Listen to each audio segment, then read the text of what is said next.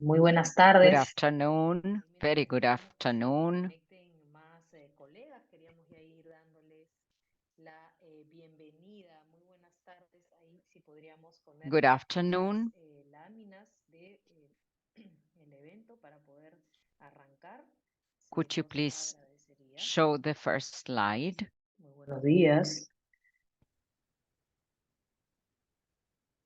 Bueno, muy buenos días a todas, todos. Ahí se van Very good conectando. morning, Conectando ya Carmen, Carolina. Qué gusto. Carmen, Algunos Carolina, ya conocidos. and some well-known names. It's a pleasure to be connected today with you.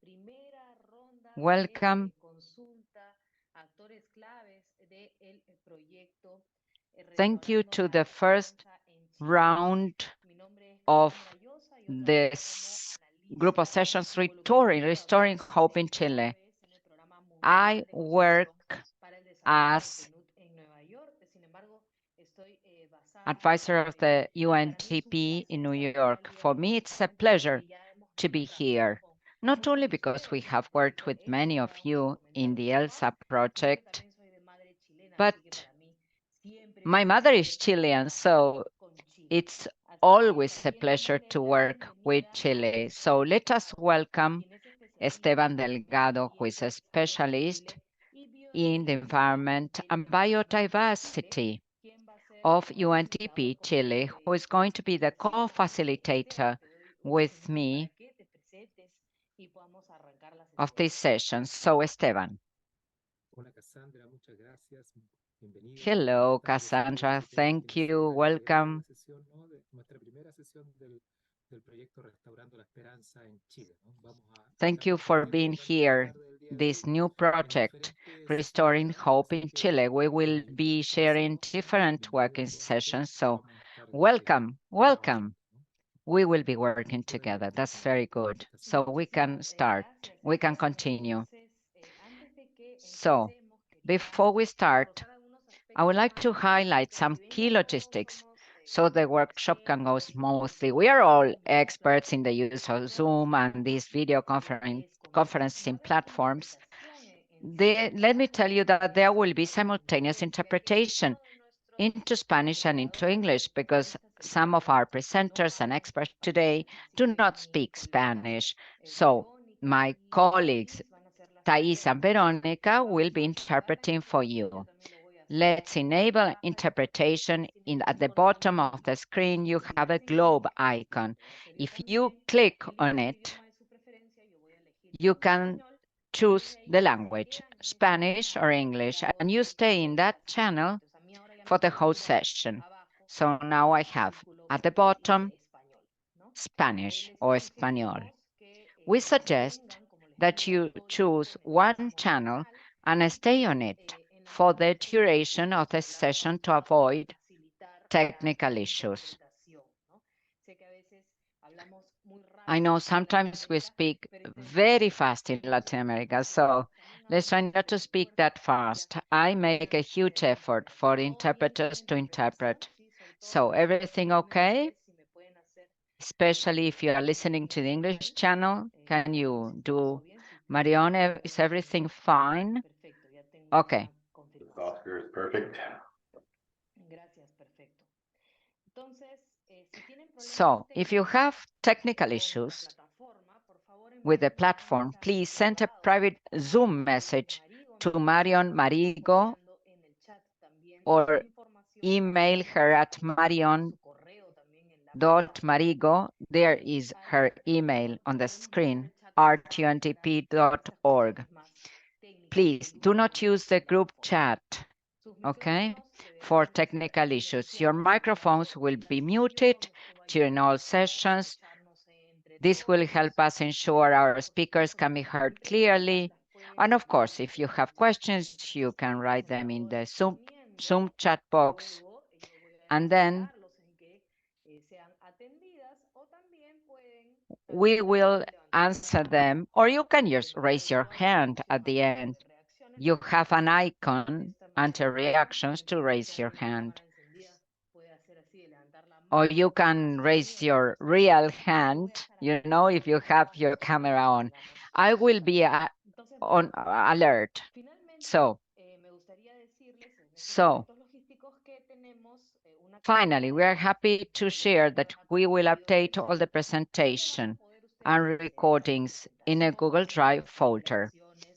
You can access anytime. It is in the chat box. This one and the next one that we will have. So now we have 26 people online. It is a big group. So it would take too long to introduce each other, but perhaps you can rename yourselves. You can click on plus and change your name.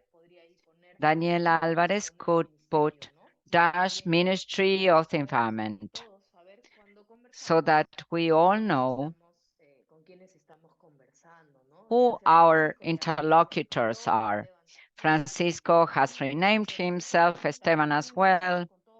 And if you want to introduce yourselves, please, when you take the floor, do it so that we get to know each other better. We've been working a lot to launch this project and prepare the consultations within UNDP in Chile and the Ministry of the Environment, as you very well know, and with the speakers, high-level speakers from Chile that will present today. So before we get into the agenda for the stakeholder consultation today, why don't we turn on the cameras and take a picture? It is like a group picture if we were face to face. Marion will take the picture. Wonderful. Entonces, tú me avisas, Marión, cuando ya estemos. Marion, you let me know when you've taken the picture.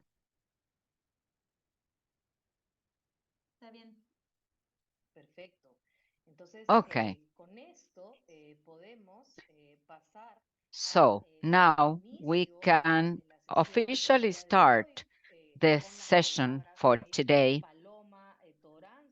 giving the floor to Paloma Toranzo, Officer of Environment and Energy of UNDP Chile. Thank you, Paloma, for the support since the beginning of this project. Thank you so much, Cassandra, for UNDP. It's a pleasure to welcome you today and to open officially another project related to the protection and restoration of nature. So I would like to welcome all stakeholders today from the public sector, private sector, and international organizations. The 2030 Agenda promotes a holistic approach that is expressed in the territories at multiple scales, especially local, that is the institutions, productive sectors that materialize their decisions on consumption and production. All these decisions and efforts come from the contributions made by nature.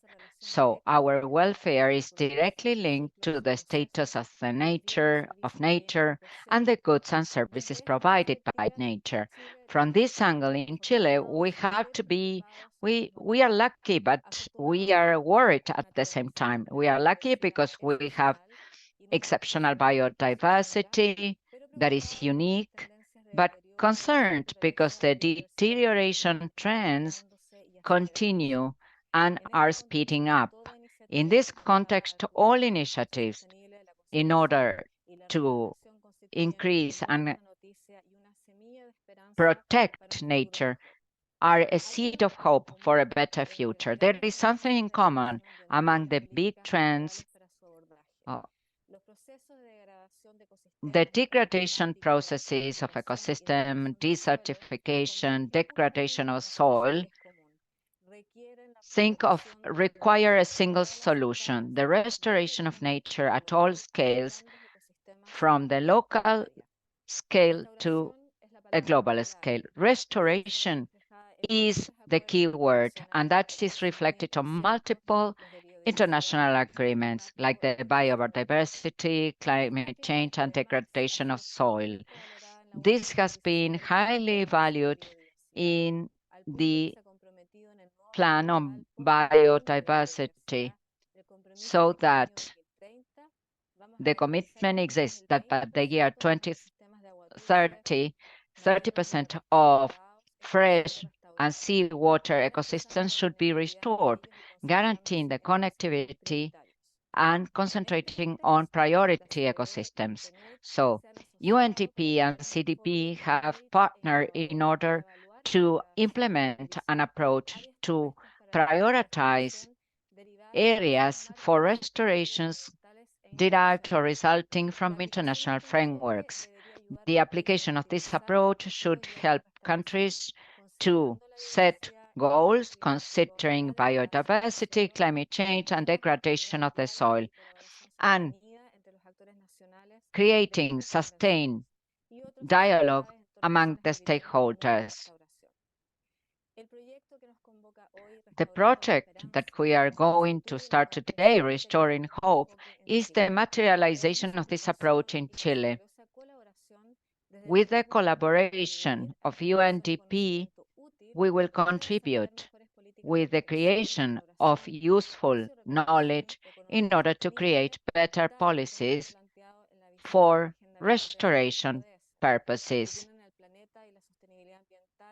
as required by the 2030 Agenda. We hope that the results and outputs will be useful to contribute the preservation and restoration and the increase of the natural capital in the hands of the country. So I wish you all the success.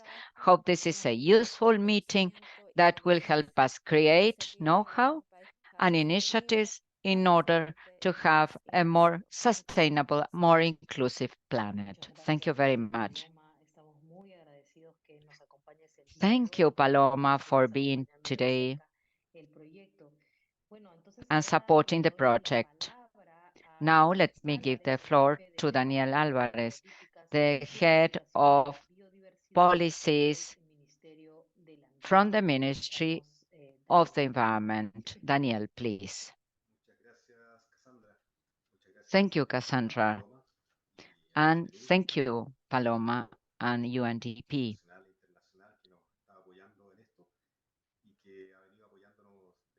who have supported us along the way for a year and a half now.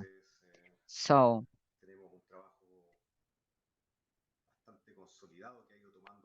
we have consolidated our efforts and we will do much more going forward. Paloma mentioned an international context that, of course, it's very appropriate that she has mentioned all these points. Let me make some comments on top of what Paloma said. We had to appreciate the collective work done during the ELSA project as what we are doing now, intersectoral type of work, and where the methodology and the procedure and the results have brought us closer to scenarios that for us are very, very important to address regarding the opportunities of protection, restoration, and sustainable management. These are complex issues. And we've been supported with the best international methodology. From that point of view, we are aligned and working at a high level. And now we want to go deeper into that work with your collaboration. That's why this is a kickoff workshop where we will be able to present the opportunities, the progress made, to go beyond where we have, beyond ELSA, regarding restoration. And that is a global challenge. Chile has to play its role. And this is an opportunity to make our contribution. And we need to identify, first of all, where the restoration opportunities are, and the exercise that we started today with your help and your cooperation will give us the hints to move forward. So thank you. Thank you to the ministry representatives. We are working on strategy and the revision of guidelines and the guiding policy in restoration. In all these strategies, restoration is a hinge component that allows us to optimize efforts, link the policies, and respond to several global conventions. So that's all I would like to say for now. And thank you very much. Cassandra, I'll give you the floor back. Thank you, Daniel, and thank you, Paloma, for their introductory remarks on behalf of UNTP Chile and the Ministry of the Environment, and for working with us on this workshop in particular and the project in general, Restoring Hope for Chile. Before we get into the heart of our session, I would like to explain to you the goals of this session and how this is going to work. Some logistics. We are very happy because this is one of the first sessions, consultation sessions that we have within this framework, within the framework of the project Restoring Hope. And then our speakers will expand on this idea. As you very well know, Daniel Paloma said it, this project is the direct continuation of the project Mapping Nature for People and Planet in Chile. This project was implemented in 2021 and 2022.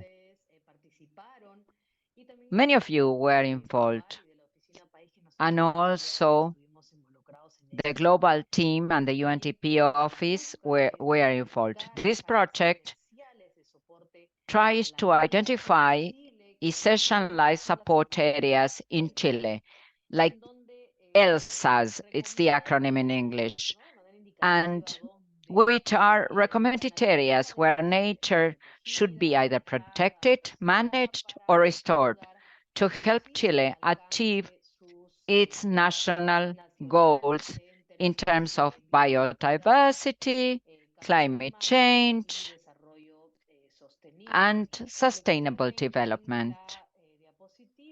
What you see on the slide is the final ELSA map for Chile in 2022. The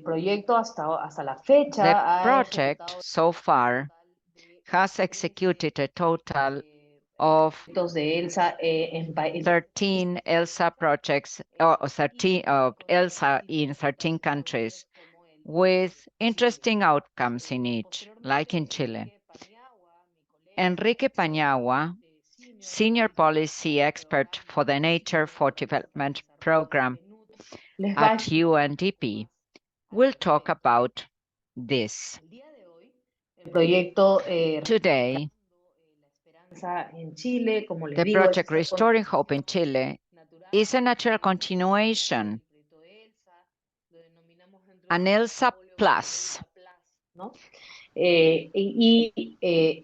Se basa en los cimientos de el excelente trabajo And ya ejecutado en it is Chile. based on the excellent work already undertaken by Chile.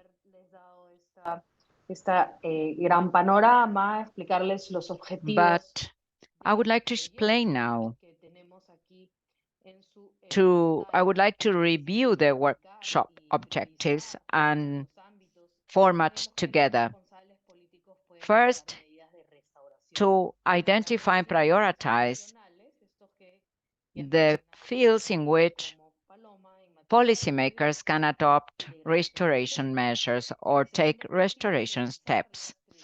Second, to review the strategic priorities of the country in the field of restoration, determine the necessary global and national set of data necessary for prioritization purposes, and then apply methods of systematic planning of preservation in order to apply scientific rigor to what we do. And there will be a detailed agenda that Marion has shared with you in the chat box. So we didn't want to take too much of your time or too many days of your agenda, so we condensed everything in one session today. The project has two important sessions to consult stakeholders. The first one is this one, where we will have this introduction. We will build this vision. We will present the restoration dossier and receive your feedback. And then there will be a second consultation in the next few months to complete this dossier for Chile. The first consultation running today will set the vision for our work together. So today, we will focus on the vision of the project, understand why this is relevant in the current context, and particularly for Chile. Then the heart of the session is to present the first version of the restoration dossier that our team prepared for Chile, that was shared with the core team of the Ministry of the Environment on September the 1st, or August the 25th. And we will then have a very important session on feedback,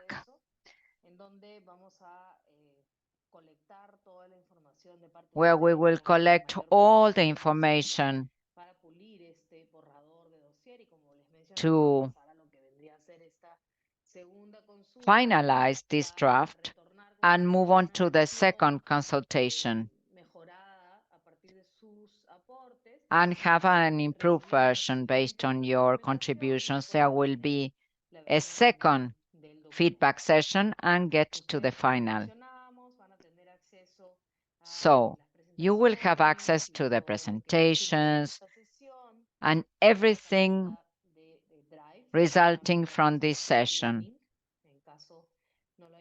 And we will share the link with you to the Google Drive folder.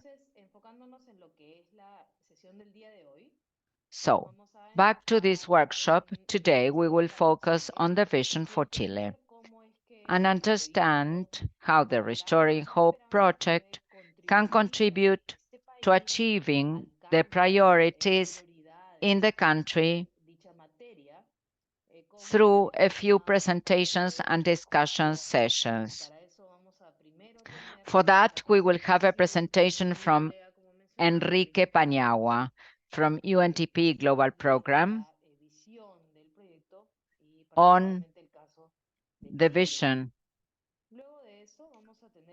And then we will have a presentation by the Ministry of the Environment and CONAF to show how this project can support Chile and the efforts made in different activities within the framework of the restoration goals in Chile. So, the last part of the session is the most important, maybe the most interesting. We will present the restoration dossier, and after the presentation, we will have an in-depth feedback session for colleagues in Chile. The draft of the restoration dossier has been produced by the global team. We will have a quick review, the highlights for you to be well aware. As I said, then there will be a feedback session to provide recommendations on how to edit and improve the restoration dossier in order to prioritize restoration areas in Chile. This session is critical so that the global team knows what aspects of the dossier should be improved in the second version in the short term. So, before I turn it over to our next presenter, Enrique, who will make this brief presentation, I wanted to thank the institutions that made this project possible. UNDP Chile, that has worked so closely with us, and the Ministry of the Environment, who has helped to build this initial vision that we will discuss with you, and the feedback, your feedback on the design project. And this wouldn't be possible without the funding from the Secretariat of the Convention on Biology Diversity. So without further ado, let's move on to the presentation by Enrique Paniagua, who is an expert, senior expert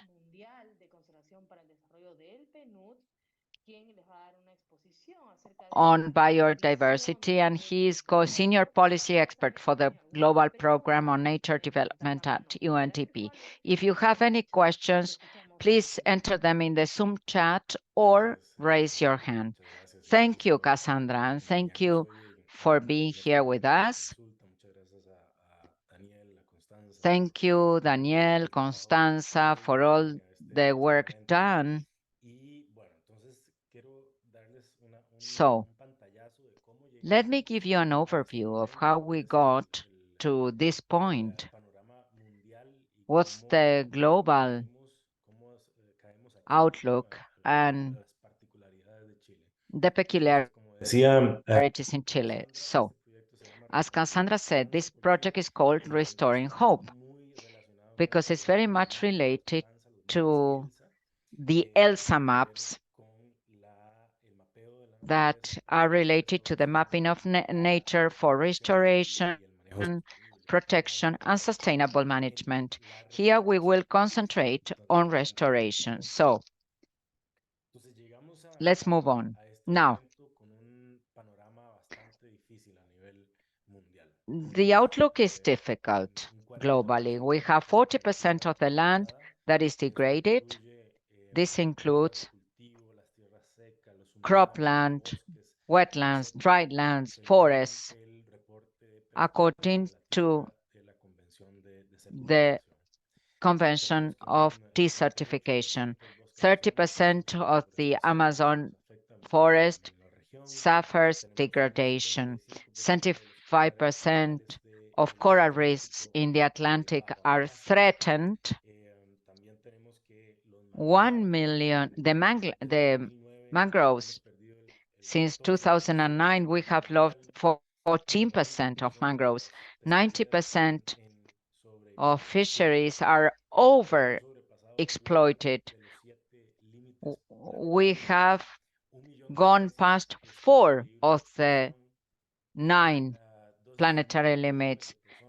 2 billion people depend directly on agriculture of the forests and fishing to survive. And over half of the world's GDP is dependent on natural capital. So you see that the landscape is complicated because our economy depends on the economy, and we are ravaging the economy. There you have the chart on the left that makes it clear how we have degraded the land and the function, the role of ecosystems. We are at a very delicate point where we have several chances. We continue with that trend, destruction trend, or we change and we have a restoration scenario where we will restore part of the status of the land and the function of ecosystems. And if we add protection to that, we will be able to get closer to an ideal status of ecosystems. So we had to make decisions, and those decisions had to be made by the country as a whole. Each country has its own laws, policies, and interests. So to have an idea of the economic part, every dollar invested in restoration of degraded land produces economic benefits for a value between 7 and 30 American dollars, US dollars. If we invest in that restoration of land, we will get economic benefits. A restoration economy produces annual profits of 125, 140 trillion dollars. It's more than twice the world's GDP a year. So if we get into a restorative economy, we can raise the GDP by 50% compared to 2021. So we don't have reasons not to go that way. If we can gain economically and improve the land. So it's positive perspectives. And we had the decade of the restoration of ecosystems of the UN, which is a global call between 2020 and 2030 to be the decade where we effect that change. We adjust the road going forward in order to restore the land. And by end 2021, 115 countries got committed to restoring 1 billion agricultural hectares of forests. And it is bigger than the US or China. It's a big commitment that we have to honor. So, this project, as Cassandra said, is being driven by the Convention on Biologic Diversity. And in last year, we said, okay, target number 2, it has to do with restoration. Restore 30% of ecosystems globally. And we need help in the geospatial area. We raised our hands and we said, okay, we have worked many years on the ELSA project with scientific information of the highest level so we can cooperate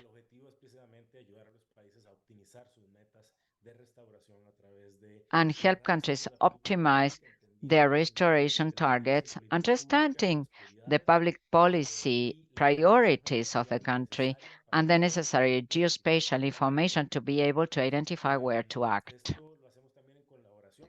This we do in collaboration with the Convention to fight desertification. I think we have to bring the 3 big Rio agendas together to try climate change, biodiversity, and desertification. We want to bring them together put them under the same umbrella, providing geospatial information that can benefit the three agendas that not only work hand in hand. In the case of Chile, it's an example. So the big frameworks that we have for this project are the World Framework on Biodiversity, the strategic objective number 1 for the strategy by 2030 of the Desertification Convention, and the restoration plan, landscape restoration plan. That's a very, very important tool. We have five pilot countries: Chile, Colombia, Ecuador, South Africa, and Kazakhstan.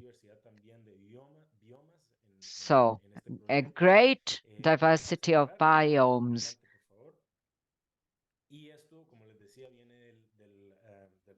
And this comes from the ELSA project,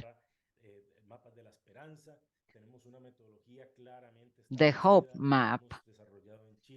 The methodology we developed in Chile as well, it has different stages, stage to step to generate a vision, then another one to identify opportunities. The other one is the creation of the map as such, that is done collaboratively, and the results should be used to implement public policies and certain projects.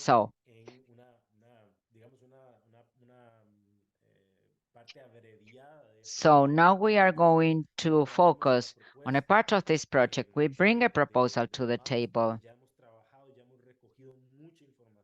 We have gathered plenty of national information, and we want your feedback on our proposal. This is the map, the ELSA map for Chile that we had developed. There you can see areas that are protected and indicative areas to protect, restore, and manage in a sustainable manner the land.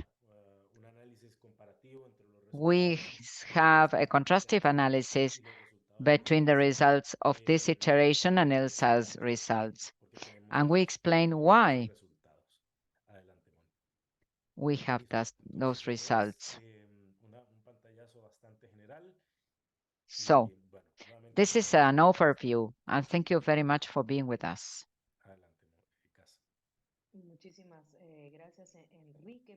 Thank you, Enrique, for your presentation. I don't know if there are any questions, comments that you can write in the chat or raise your hand.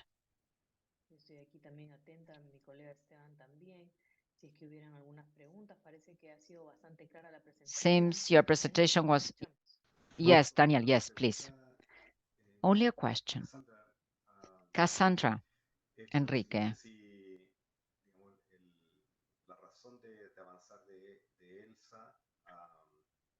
So to move from ELSA to this project, Restoring Hope,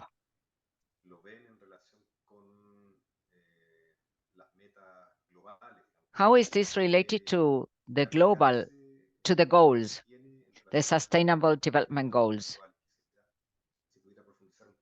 Could you go deeper into that, please, Enrique? Yes, Enrique, please. Gracias, Daniel. The question is, the current ELSA mapping, how it would be contributing to those global, yes. Very good question. There, we have a good chance to create scenarios. So as you know, the ELSA maps use percentages. So in a normal ELSA map, we have percentage for protection, another one for restoration, and another one for sustainable management. Those percentages are adjusted depending on the priorities of the country. If the country says, okay, my goal is that we have 30% of protection, so we can adjust that to 30%, okay? And so on and so forth with the rest. Now, this is a zoom in on restoration. Now we can generate scenarios with different percentages. Could be 30%, or it will agree with the global restoration goal. And the exercise we throw and priority areas, we can raise that to 40% and have a little bit more of areas, indicative areas, because we know that at the time of going to the ground and check this on the ground, we know that these difficulties are going to be bigger in other areas. So perhaps we want a bigger percentage and have more options to act.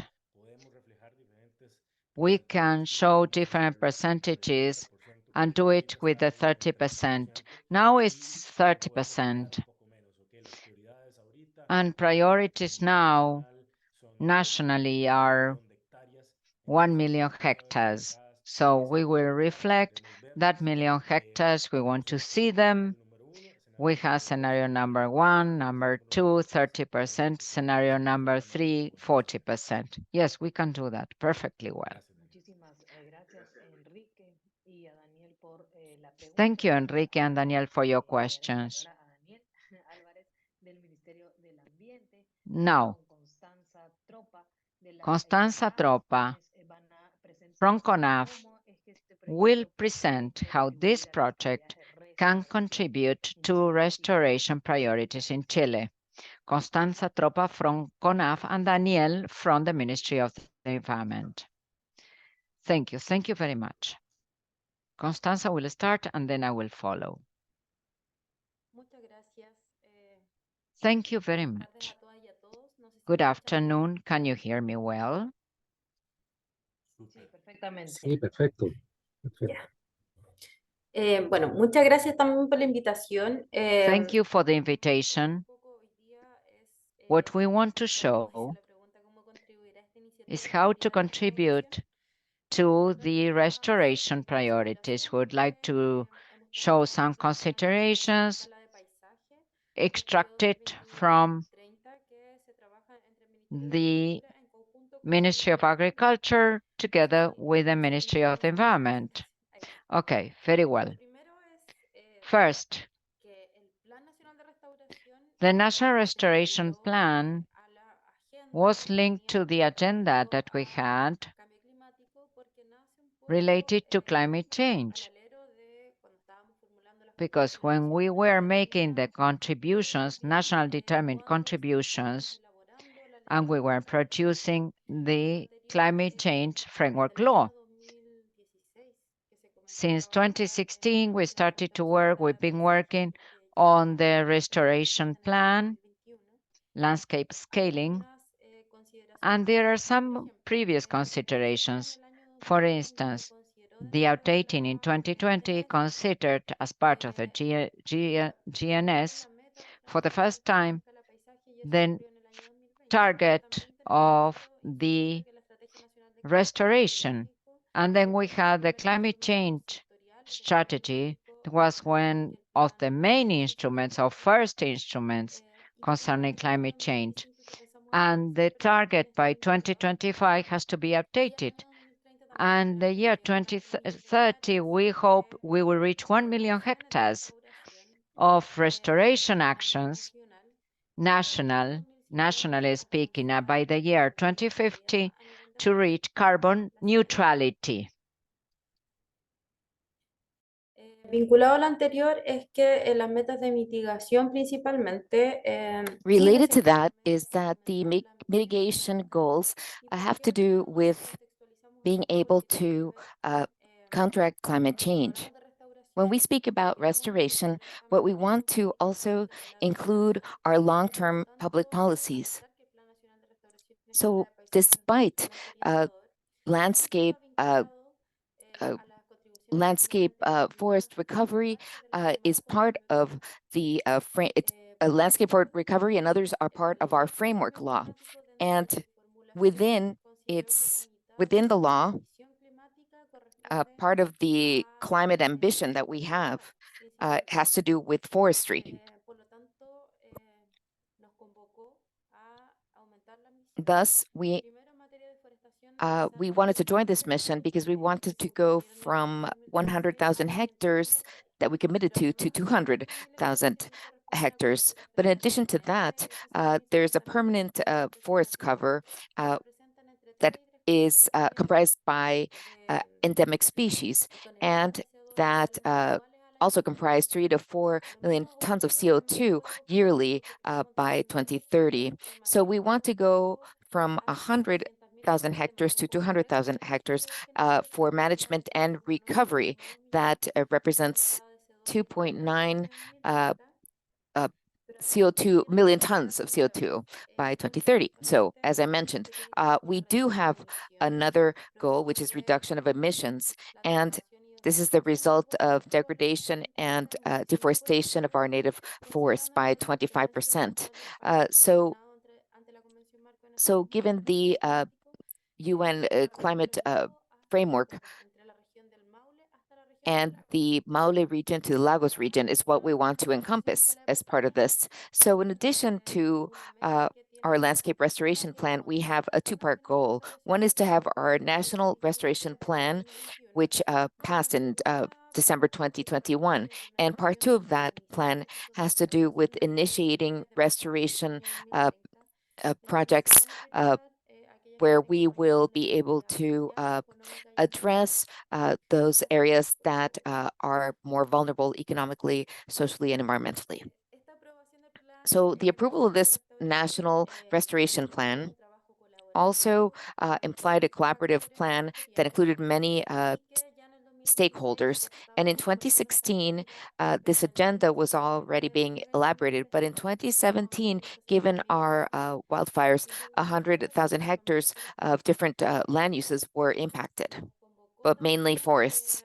But the Ministry of Agriculture and the Ministry of the Environment had to, in 2018, address this through a joint agenda. And in 2019, skills training was provided for government workers from both of these ministries.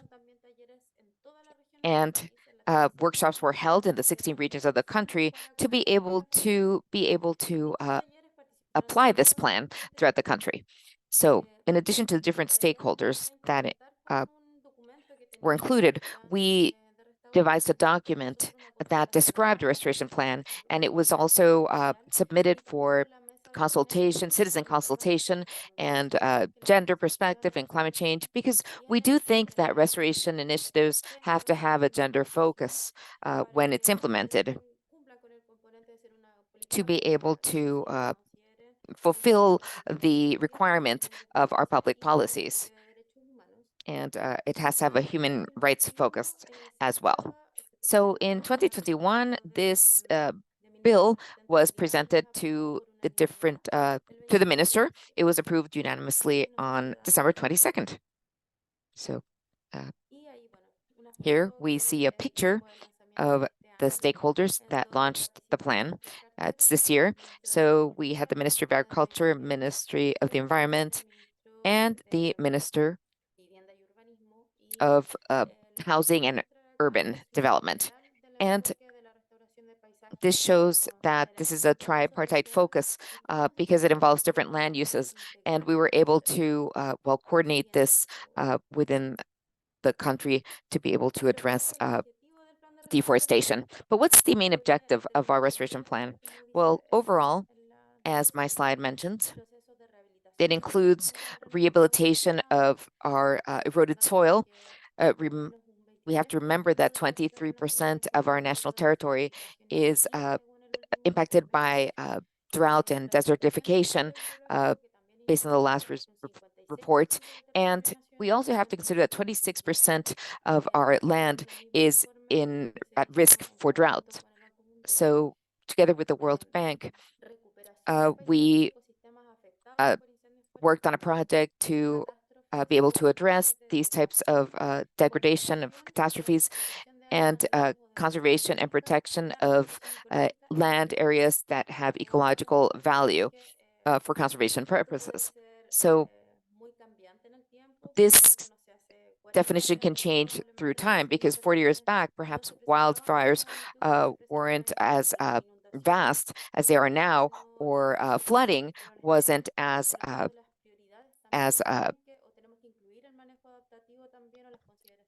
they weren't as strong as they are now. So adaptation is also part of our goal. Next slide. So in addition, we consider other comprehensive goals within the plan. The first has to do with nationally determined contributions, which have to do with 1 million hectares of strategic landscape by 2030.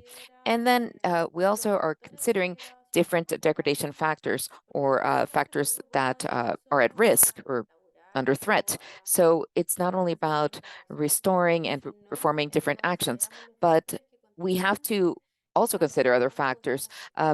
What is degrading our ecosystem? So that is why we include this goal, but also reducing the forest coverage loss by 2030 to 0.30, and being able to reduce emissions as a result of deforestation and degradation. But how is this funded? So this entails a significant investment. So as a result, we including a baseline of funds from 2018 through 2021 that stem from different sources of funding. So we're not only considering funding by the state, we're considering collaborative efforts among the private, public sectors, as well as the civil sector as a whole. Next slide. And we also consider 5 components that have to do with restoration actions and different public consultations. Because it's still perhaps we can say generic, but it has to include seeds, greenhouses, and other aspects that have to do with restoration. But we also have a component that has to do with governance for restoration of our landscape. So how do we include restoration or people that live in those areas in our restoration projects? And how can restoration make sense to them? On the one hand, developing skills implies that this is a continuous effort that needs to be strengthened to be able to improve our actions to be executed. Funding, as we mentioned, among our comprehensive goals and how all of this is implemented. There has to be a strong source of funding as well as different tools. For example, subsidies or they can also be tax incentives that we have to perhaps develop, or something not less important, in preventing degradation or these threats, because it's more cost effective investing in prevention than reacting to fires, or at least being able to be better prepared and not observe and not react after the fact. So also monitoring oversight at different scales, but not only of restoration actions, but monitoring actions of the plan itself. So I'm going to give the floor to Daniel Alvarez, and he's going to continue. Thank you so much. Next slide. Well, in addition to this National Restoration Plan that we just described, and that is tied to our long-term plan and climate change goals and our UN framework and the UN Framework Convention, We also have a national biodiversity strategy that focuses, the goal was to attain 50% in the population. But the new biodiversity framework, based on the Economy Montreal framework, this has 23 goals.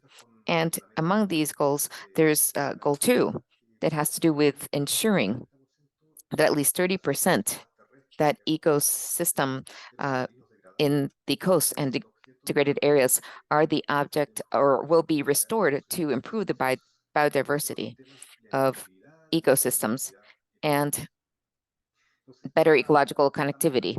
And this goal is added to the global challenges and for us on a national level.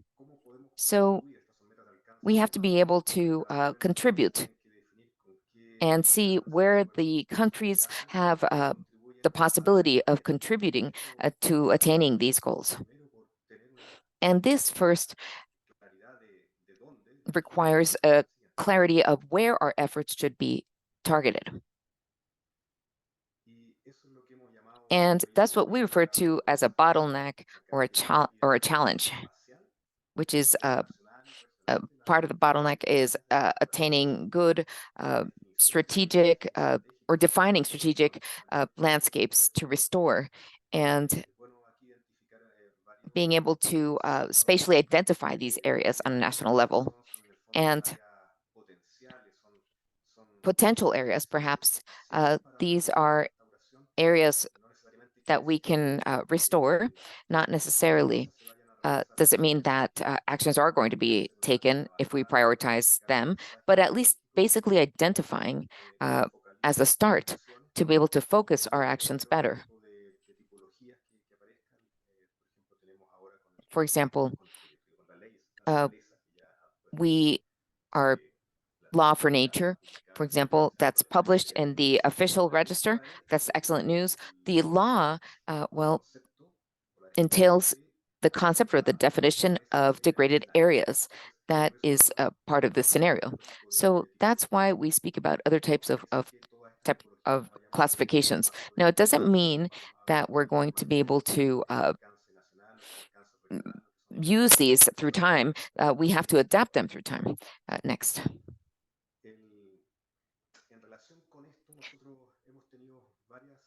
So as a result, we have had different approximations, we can say, parallel to systematic planning for systematic conservation planning at the Ministry of Agriculture, CONAF, and ourselves. We've all conducted in the past few years a series of initiatives to prioritize areas and territories and to be able to lead them to more sustainable management and better environmental practices.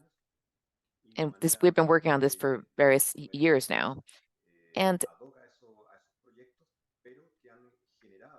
so this has led to actions in our territory, throughout our territories. And this is part of what we include as part of our priorities. So we have been attempted to prioritize this in a more systematized manner. And through environmental facility or a project that we're also conducting with CONAF and other agencies. We're working on 7 types of landscapes that were used following a methodology that includes using the different inputs for ecological planning. There are different participatory processes to be able to ultimately attain a definition of landscapes, which is the landscape which is going to be included in this project. And this project that is parallel to our restoration plan, our national restoration plan, has various objectives, but one of them has to do with planning. And it includes having enough tools to prioritize and to be able to monitor, to be able to better focus in a more rational manner our all of our efforts, and to include different stakeholders, and to be able to scale up our public-private investment. Next. So then we also include prioritization efforts. And I mention this because we work in the Mediterranean region, from that area to the Rio Bio region in the metropolitan area. So it has different intervention areas that impact the landscape. And it follows a certain type of, we could say, logic, planning. But this project has to help us build goals to better prioritize on a national level in a systematic manner, on a regional level as well. So we're working together with ELSA, and we hope to be able to work on converging efforts throughout this project. And we've already identified this project. We've been thinking about it for some time now. So next, just to remind you that these are landscapes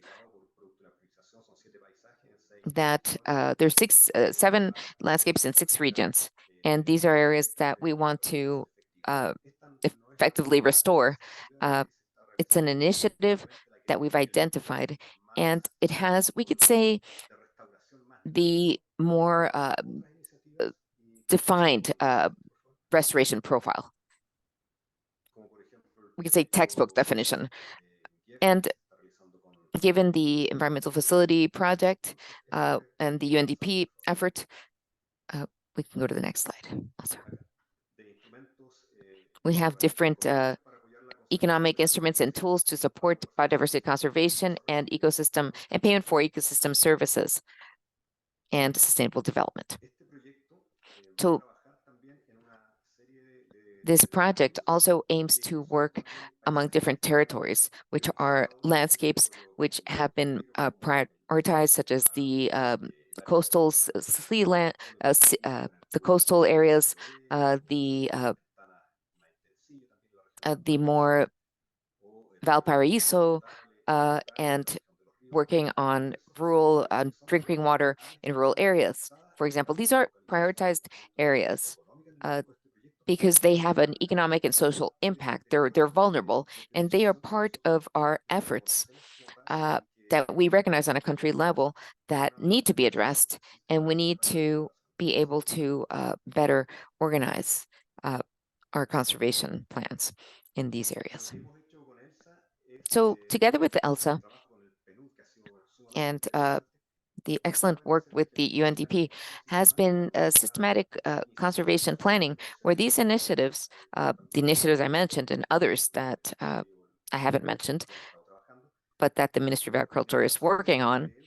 But for example, ELSA used an algorithm for systematic planning and using a scientific basis to prioritize areas for restoration.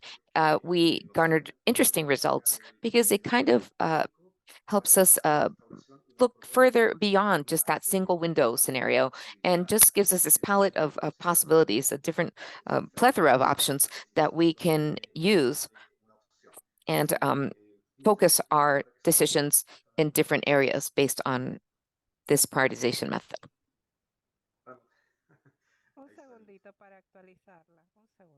One second, we're just going to update that. Please bear with us for one brief second.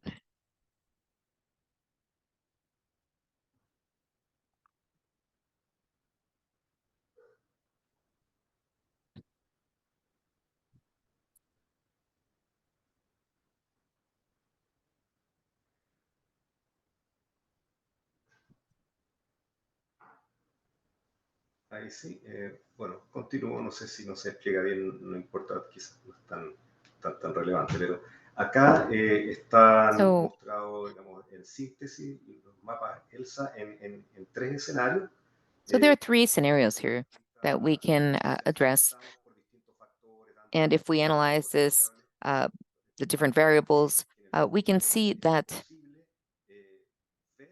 at the end, it's possible to be able to see how restoration projects or sustainable development projects work in these areas. If we weigh one area or provide a greater weight in one area, how that's going to offset another area. So that allows us to make decisions, more precise decisions that are based on the context. So this effort that we made with ELSA that we deem to be very important is now it's an opportunity to go more in depth, and we're truly looking forward to that. Next slide. So we'll go more in depth with these maps of restoring hope, focused only on restoration. Zooming in on that. And then we're going to look into that more closely in the next presentations. But this is important because it allows us the possibility to, one, make progress towards our national restoration project and target 2 of the Kunming Montreal Global Biodiversity Framework.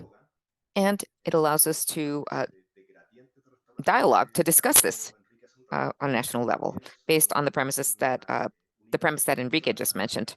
And it's key to identify national regional priorities and to be able to attain regional priorities to the extent that the information that we have available allows us to reach that level. And this is extremely useful, providing this type of input for conservation purposes. Before that, it was non-existent. And it's amazing because now we can mobilize all this information that we've been able to gather and apply it to good use. And it could also support our ecological planning processes. And this makes tremendous sense in our as part of our public policy. And given our the law that has, we can say, recently been passed, it allows us to better focus on complying with this law. It's also input for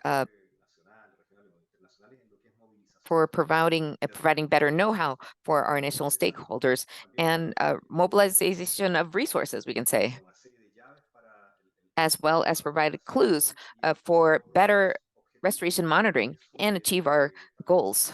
It's also important because we have to understand that these parameters and variables that we use for prioritization purposes are also useful for monitoring purposes, as we mentioned.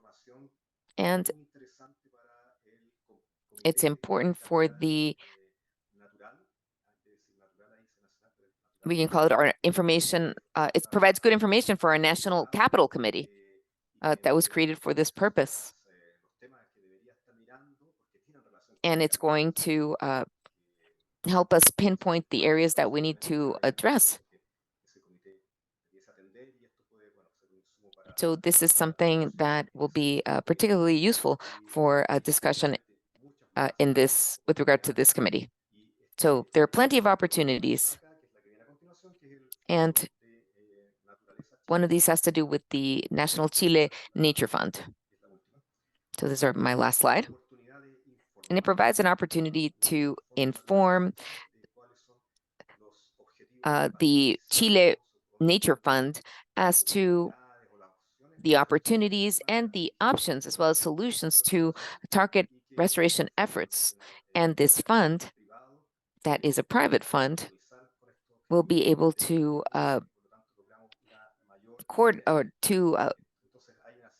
be better synergized, we can say, with our other efforts, other conservation efforts.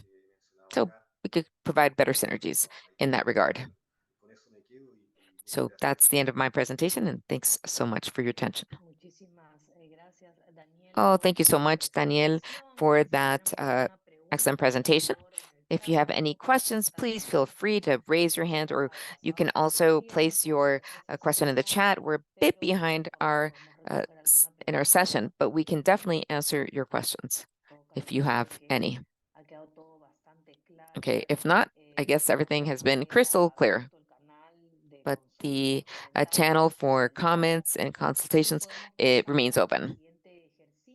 And we can now move on to the next exercise where we're going to, well, just take note of your expectations, the expectations for this framework, for this workshop. So I'm going to ask my colleague, Marion,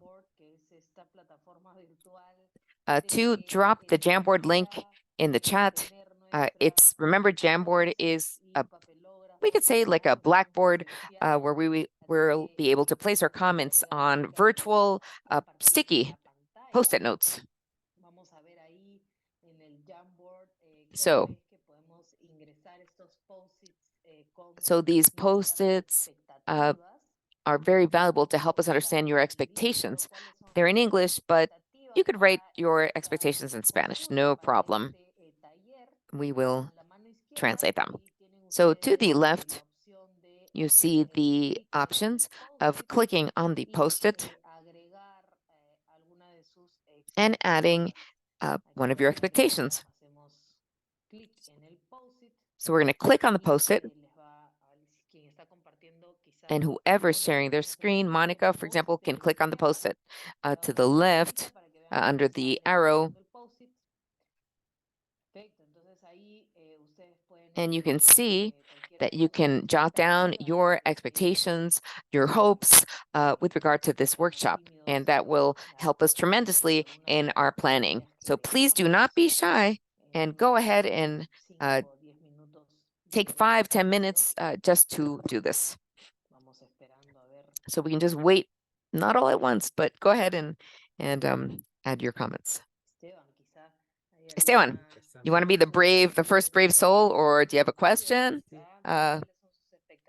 Perhaps you can help us voice your expectations. I think Daniela made a very comprehensive presentation, which really gathers our national desires, we say our goals, with regard to the environment. And basically working with degradation, wetlands, protected areas, policies. There are some people that work on topics having to do with updating our national biodiversity strategy. Others are working on the restoration project. So I think having a different array of comments are important, because it allows us to think, well, we can say almost out of the box, because this is a project that requires prioritizing or contributing to prioritizing areas that we need to focus on. So this entails a methodology. So I think that part of what we want is a sort of methodology that will allow us to work more accurately and in a science-based manner, address restoration in a science-based manner and in a more methodological or methodical manner. So this will help us meet our goals, our operational goals, our national biodiversity goals, help us elaborating areas, protected areas or wetlands, as we mentioned, or the environmental facility restoration project. It will help provide input for that. So this is a very broad discussion. So no comment is wrong. So we're going to ask Carolina. So just please help us understand what you need with regard to this project, what your expectations are. So, okay, we see one already that says identifies common areas to work on with regard to protected areas and restoration initiatives. Okay, thank you for that message. Any other comments? If you're finding it difficult to do this on Jamboard, you can also place or text, jot your answers in the Q&A or the chat, okay? to go more in depth in being able to impact. So we want to work on the how and be able to impact and go from the what is binding and so going from what is indicative to what's binding, or what's more guidance to what's more binding. Okay, that word binding is important because there's a law that was approved recently, and the law states that we have to elaborate ecological restoration plans. Right, Daniela? In those areas that have been stated as degraded ecosystems. So that's important to think about, that there are many experts connected to the session that perhaps have a better know-how, more information than we do with regard to the how to define those degraded ecosystems that we need to protect. So it could be an interesting tool. Perhaps some headway has been made. So let us know if you have any comments about that. Okay, the new law 2160 has different categories that eventually will or may include explicitly restoration. And so to be able to tie the National Restoration Plan to the National Biodiversity Strategy with regard to protected areas, as has been mentioned, and then use what we attained in ELSA and apply it in a more practical manner as part of our national biodiversity strategies. Identify restoration initiatives with water aquatic ecosystems. And I think that with this, we have enough information, and we can move on to our next session, which is the heart, we can say, of the dossier presentation, and to receive your feedback on that. Diego, did you have a question, Diego? Okay, so I'm seeing the question, the question is about how to access Jamboard. Diego, were you able to finally go on Jamboard? I think he was. Okay, so we were able to answer your query. Okay, thank you. Diego, do you have a comment? I was able to, I was able to join. And I was going to also add something, but these post-its have a limited space. So I wanted to be able to, well, just provide a comment. I don't know if this only happens in Chile, but I know it happens in Spain because I've been told that protected areas have categories that are very active, we could say. One has to do with conservation of ecosystems that are pristine, or others that are less restored. But the new law, I think we have to understand it well. I think it's an opportunity for, in some categories at least, to be able to make this proposal, different areas of, or different categories of degraded areas. So we have some areas called remote areas. For 2 years now, we've had a time period to review our regulations, and these remote areas are particularly difficult to address. So that's why that's what I meant when I mentioned this in the discussion and the Jamboard discussion. Okay, Diego, thank you for mentioning that. And you can also add to those messages in the chat. Or you can continue to use Jamboard. I'm going to give you the floor just for a minute so we can move on to the next session, Daniel. Okay, 2 minutes. I just wanted to invite my colleagues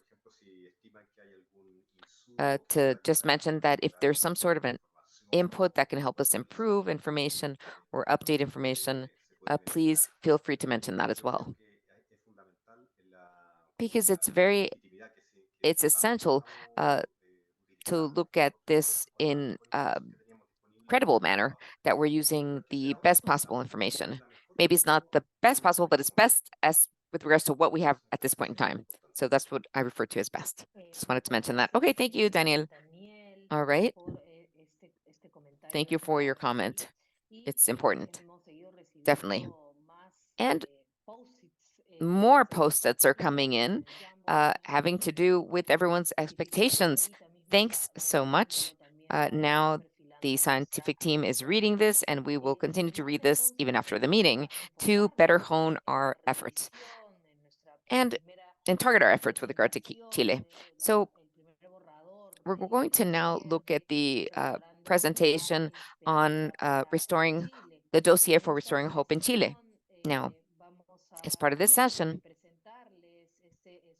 we're going to present this effort that we've developed with the UNDP and the National Biodiversity Strategy. This dossier was prepared from a perspective of synergies, and it seeks to compile spatial data with regards to land area use and restoration thereof. So this has to do with the different intergovernmental inputs. We even know that the presentation has come from two ministries, the Ministry of the Environment and the more international frameworks. So this dossier will help countries optimize their efforts. And we believe it'll be tremendous support to help attain policies for restoration in areas where climate change and biodiversity has to be addressed. So this has to do in light of the three conventions that we've mentioned. And without further ado, we're going to move on to the next presentation, and this has to do with the dossier, where we're going to see what are the policies that are included. And afterwards, we'll take a look at the maps, the degradation and restoration maps that are included, and have a feedback session after that. So we're going to begin with the presentation made by Oscar, our science lead. Let me know if there's another presentation that I'm forgetting. If not, we will. 1 second. Cassandra? I wanted to just mention the logic of this dossier before giving Oscar the floor, if possible. So, Monica, do you mind sharing that with me? Yes. So this is a document that you received. It's a draft form of the document. And of course, the idea is to improve this document after consulting with you. So it's divided into two large blocks. One is the summary of ecosystem restoration in Chile, and the other has to do with map for ecosystem restorations. So this summary is a quick view of the status of Chile with regards to restoration. So it looks at governance and restoration of ecosystems, challenges faced, and public policy priorities. So Daniel spoke about that profusely, and I'm going to mention that. And then speak about tangible items, we could say, that are being done in Chile with regard to restoration.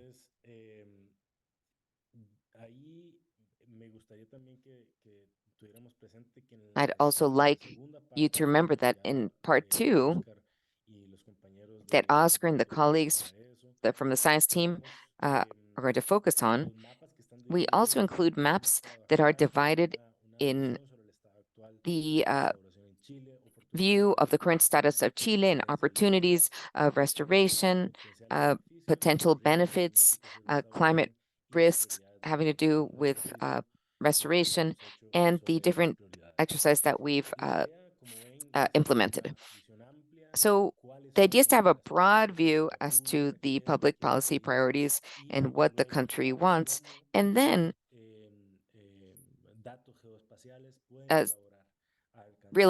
speak about how geospatial data can help us reach these priorities in Chile. You have the floor. Empezamos con la presentación de Oscar. Oscar?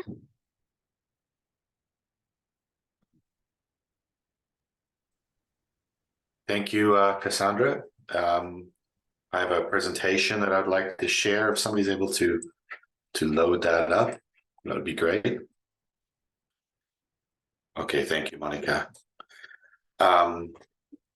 All right, so we're now going to be shifting gears a little bit in these sessions where you're going to be hearing now from the science team, where we're going to be delving a little bit deeper into some of the methodologies and the data used to populate the various maps that you see in the restoration dossier.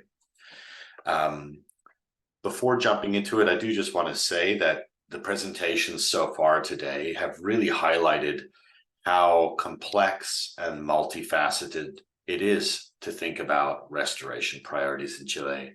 There are legal considerations, there are questions of scale, national scale planning versus regional scale planning, and the opportunities and constraints that emerge as you start to consult with local communities and rights holders.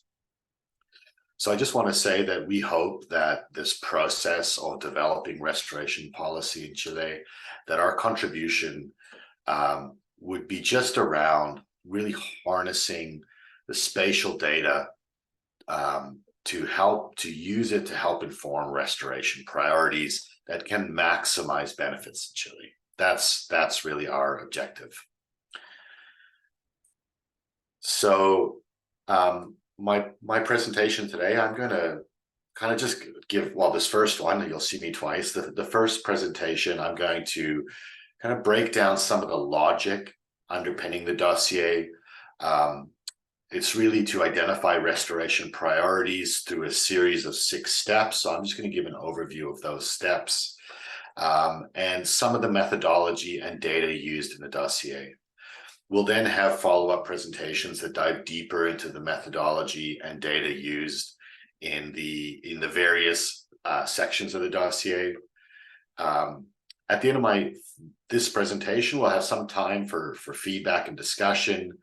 But really, at the end of the session today, after these next few presentations, we're going to have a lot more time to really gather your feedback. The reason we want your feedback is that we have time and we have capacity to improve on the work that we've done so far. The dossier that we've shared with you, as Enrique outlined, is really a draft dossier. The findings are not finalized, and really what we would like is your feedback on some of the data used and some of the methodologies before we kind of move to a finalized maps and a finalized dossier. So this feedback from you is going to be really crucial later on, shortly. Next slide, please. So ecosystem restoration in Chile will benefit and support many existing and emerging policy commitments within the country.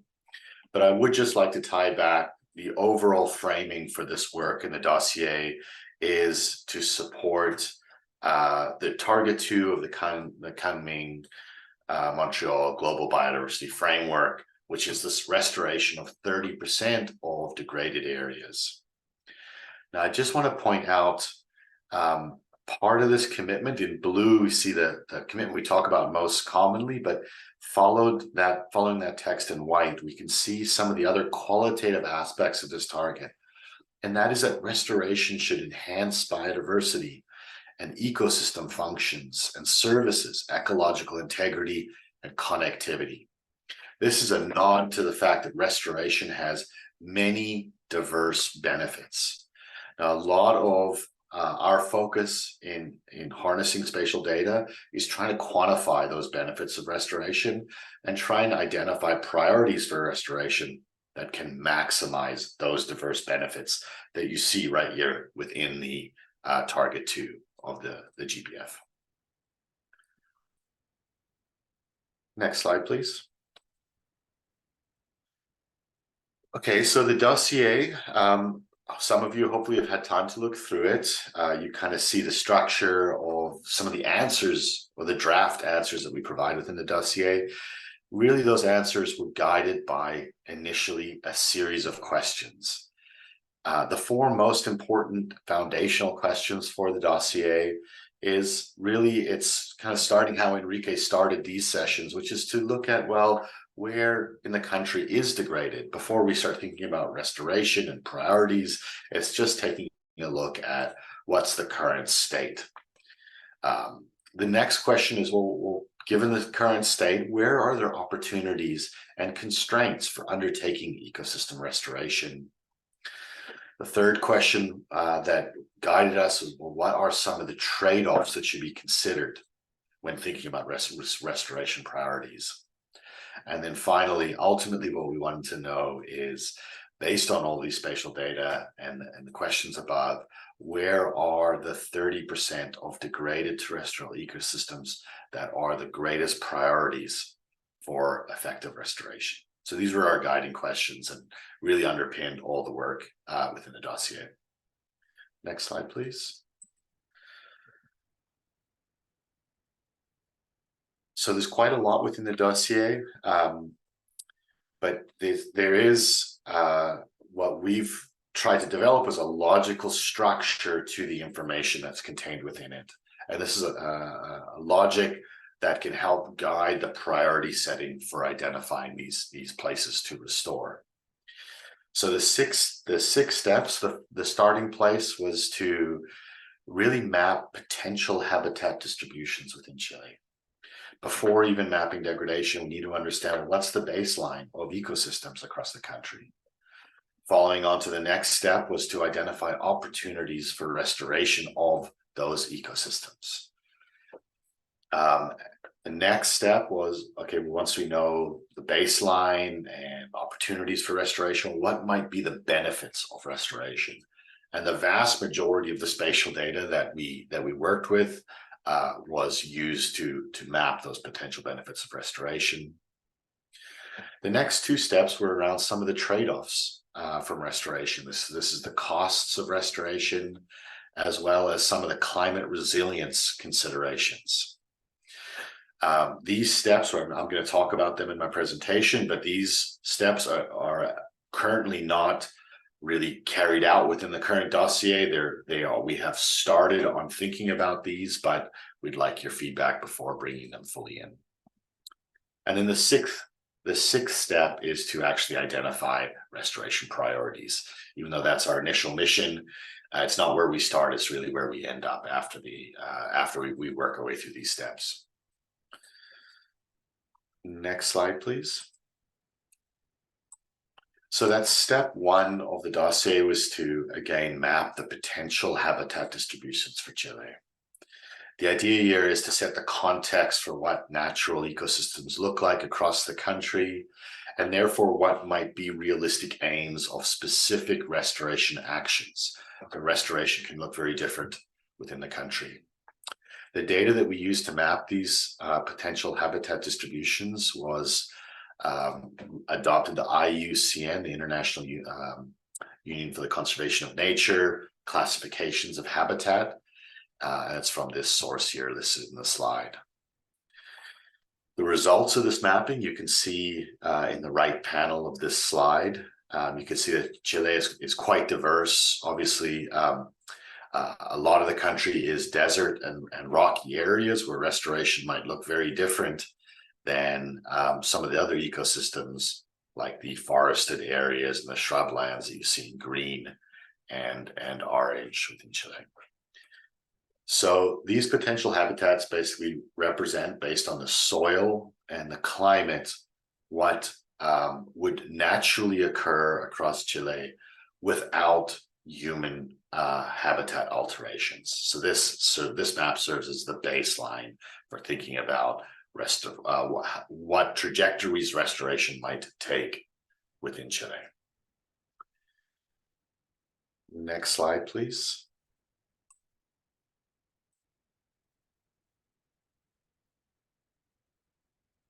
Thank you. The next step was to look for the opportunities for ecosystem restoration. Now, actually, the opportunities for restoration, they are, as I discussed, they're complex around social, legal, and even economic considerations.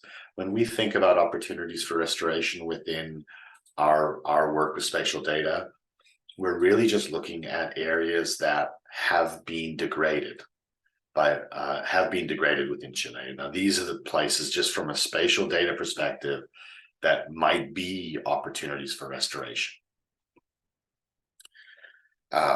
If an area is fully intact, still in its natural state, it's not really a candidate for restoration activities.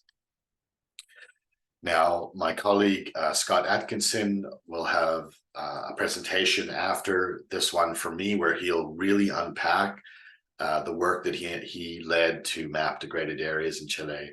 So I won't go into depth here, but I will just say that degradation can occur by a number of drivers. And we tried to map the diversity of those drivers as we mapped degradation within Chile.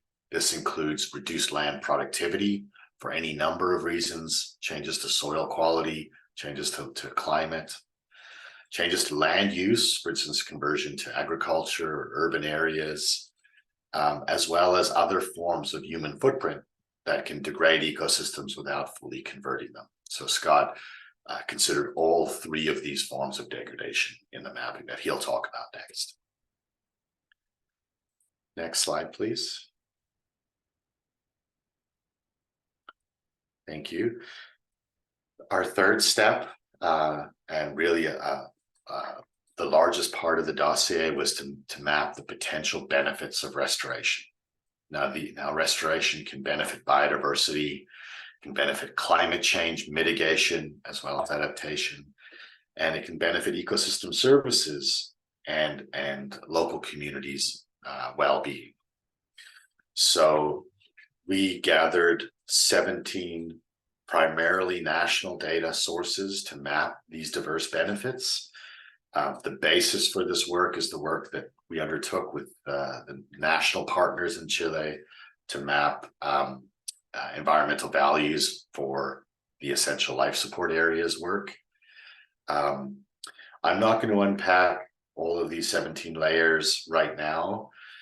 Shortly, my other colleague, Di Zhang, will be presenting the work and all of the 17 layers to map the potential benefits of restoration. Next slide, please.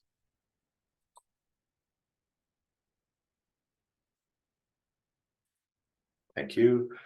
So we brought all these data together through systematic conservation planning to identify priorities for restoration. So this was our sixth step, and I'm going to talk more about this shortly. So I'm going to leave it here for now, and I'm going to ask Monica to go to the next slide. So two of our steps that I said we haven't fully completed yet was around some of the trade-offs of ecosystem restoration. Now, the first one being the costs of restoration. Restoring ecosystems can have many benefits, including economic benefits, but it can also have costs because there are diverse demands on land use within the country. One of the biggest land users in Chile is agricultural output, and restoring ecosystems can conflict with agricultural output. So we haven't done this yet, but we've gathered data on overall crop suitability of land in Chile. And an option for us is to run an alternative scenario to identify priorities for restoration in the country that minimize conflict with agricultural suitability. So to try to find places to restore that might not reduce agricultural output too severely within the country. So these are data that we've had, and we're wondering, we'd like feedback on whether we should run this sort of scenario to minimize conflict with agriculture. And next slide. The one other aspect of the dossier, this is our fifth step, which we haven't fully implemented yet, is to consider climate risks. So it's possible to restore an ecosystem, but then to have that ecosystem perturbed or come under threat from a changing climate, which could actually undermine restoration efforts. So we do have data on restoration resilience, which shows how resilient an ecosystem might be to climate change following restoration. These are global data that are quite coarse, really, for a national analysis. But I did want to ask whether you felt or received feedback to see whether we should try to consider climate risks in identifying restoration priorities in Chile, and to ask, are there national data that might be suitable to do this? Okay, and final slide. That's all I wanted to cover, really, just this overview of the 6 steps that we take within the restoration dossier, as well as to highlight a couple of areas where I would value feedback. And with that, I'll pass back to you, Cassandra, and obviously available for discussions, comments, or questions. Perfecto, sí. Tenemos la pregunta de Daniel que dice, por favor, ¿cómo se está considerando? Daniel is asking, how do you consider climate resilience? Is it possible to map the drivers? Can that be an input for the prevention strategy? Yes, it's possible. The climate resilience data that I showed you on the previous slide was a global analysis based around projected climate change. The issue is, I believe the resolution is about 50 kilometer pixels. So very coarse resolution for the national scale in Chile. Other options for us are projected biomes. So we do have more spatially resolved data on how biomes, so forest and savanna, grasslands, might shift within Chile. And we could use those data to identify places where biomes are meant to be stable and therefore are likely more resilient under climate change after restoration. But if there's anyone who knows about national climate change data, that would obviously be the best data for us to use.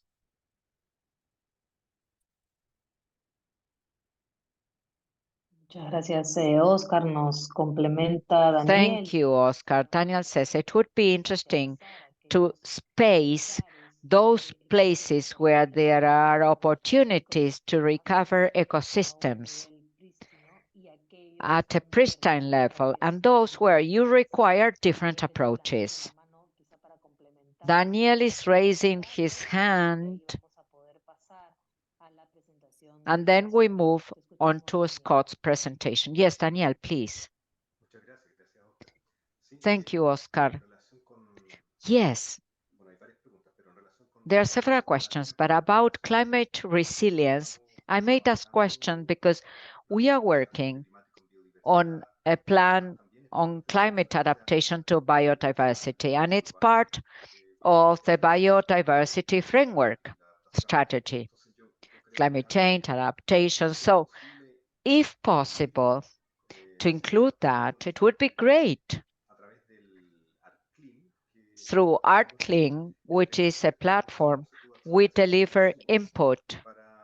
We provide input to ELSA.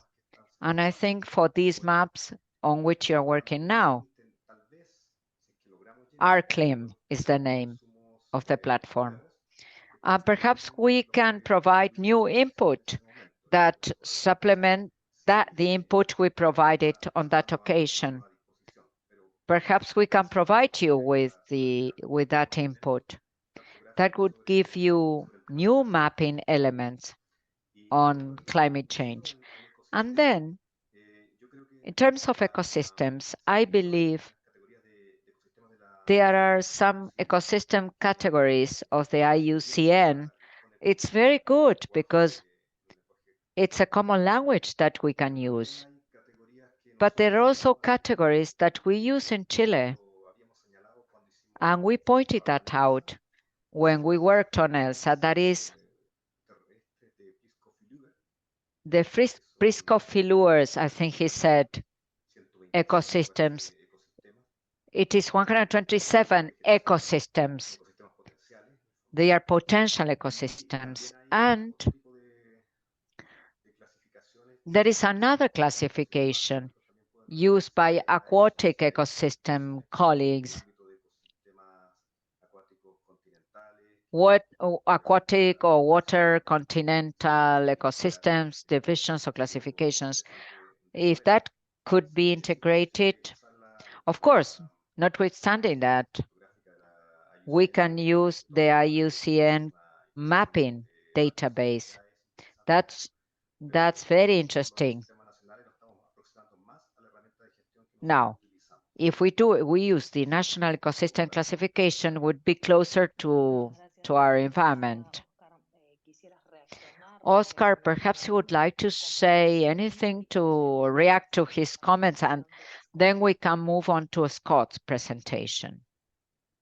Yeah, thank you, Danielle, for both those suggestions. I think we will be able to implement both of them.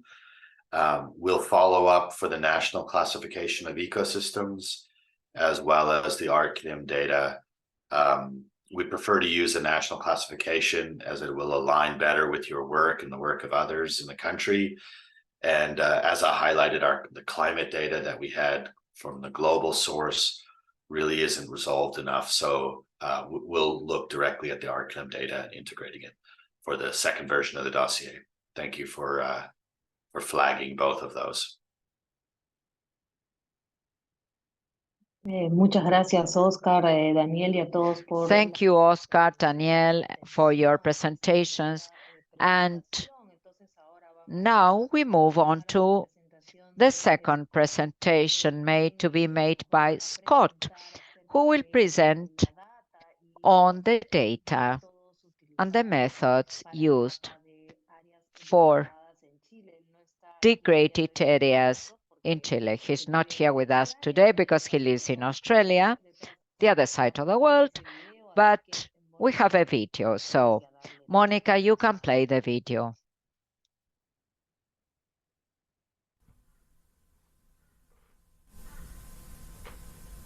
Hi everybody. In this short presentation, we're just going to briefly go over how we've mapped degradation and what data sets we've used to identify areas that are degraded and therefore create areas that we identify as suitable for restoration. So we use 3 data sources to identify degradation in countries. The first of which is the ESA world cover data. The second is Trends Earth, and the third is the Human Footprint Index. But a little bit more about each one of these in the next few slides. So the ESA world cover data is an annual 10-meter resolution global land cover map provided by the European Space Agency using Sentinel-1 and 2 data. This is a pretty big step forward. Some of you might be familiar with several other global land cover data sets that are also produced at that 10-meter resolution, also coming from Sentinel. There's differences between all of those. For our use case here, we are using the world cover data, which is what ESA calls their version of it. We found it does a little bit better job, in particular mapping urban areas. But there have been a few projects that people have carried out recently trying to assess the accuracy of these various global land cover data sets that have come up in the last few years. They're all very similar accuracy assessments done. None is necessarily any better than the other. However, in this case, we are using ESA world cover. We don't use the entire world cover data set. We are using only 2 land classes that exist within it. First of which is urban areas, and the second of which is agricultural areas. Urban areas are kind of self-explanatory in the sense of defining degradation. Which you see on the left there is, I believe, downtown Manhattan in New York. There's very little natural about that. type of environment. That's a place where natural processes have been completely removed from the situation, entirely degraded area. Agricultural areas are a little bit different. Quite often they do maintain some semblance of land cover. For example, the image on the right is a coffee plantation in Colombia. You can see it has worked its way into kind of the natural mosaic of the landscape on this hillside. There are natural trees, but it is still a conversion from natural environments areas that could be degraded. For example, you might notice, for example, this is on a fairly steep hillside. Some areas in the world do restrict development on those very steep hillsides because that is due to increased rates of erosion and so forth. So these are again areas that also would be suitable for some sort of restoration. Notably, we also exclude pastures from this definition of agricultural areas because we don't have a very good global data set delineating pastures from other types of grassland. They're very similar from a remote sensing point of view. It requires a bit of auxiliary data to identify what is the pasture land versus the grassland. And there's not a very good update to that in the last 10, 15 years or so, I believe. So we're excluding pastures from this analysis for the time being. The second data set we use is coming from Trends Earth, some of which you might be familiar with. This is a project led by Conservation International. It's an online tool, but it's also a QGIS plugin that you can use to identify areas of degradation. This is lined in with the SDG 15.3.1 indicator. They present this as a simple binary. Either there's been no change, there's been degradation, or there's been an improvement in terms of degradation on that land. And what they mean by degradation is they're talking about primary productivity. So Trends Nature tracks model trends in the performance, state, and the trajectory of primary productivity. These are three indicators of change in productivity. And in the case of Trends Earth, they consider a decline in any one of these three indicators at a particular pixel to indicate that that pixel has been mapped as degraded. And our third input data set is the human footprint index. And we're using a current 100-meter update of this for the year 2020. This work's currently in review, but it follows the same methodologies that have been used for the last 10, 15 years to identify and map the human footprint around the globe. Human footprint is useful for identifying those less explicit and more cryptic forms of degradation that can result from the forms of human infrastructure that are built that we get missed, for example, when we're mapping urban areas, for example. So this can really capture those types of degradations associated with roadways, power infrastructure, and importantly, human access. So these are not just the linear roads, etc., that go off into habitats and into environments, but the fact that humans then can access these areas and, for example, collect firewood, things like that, that do have a degrading effect on the environment as well.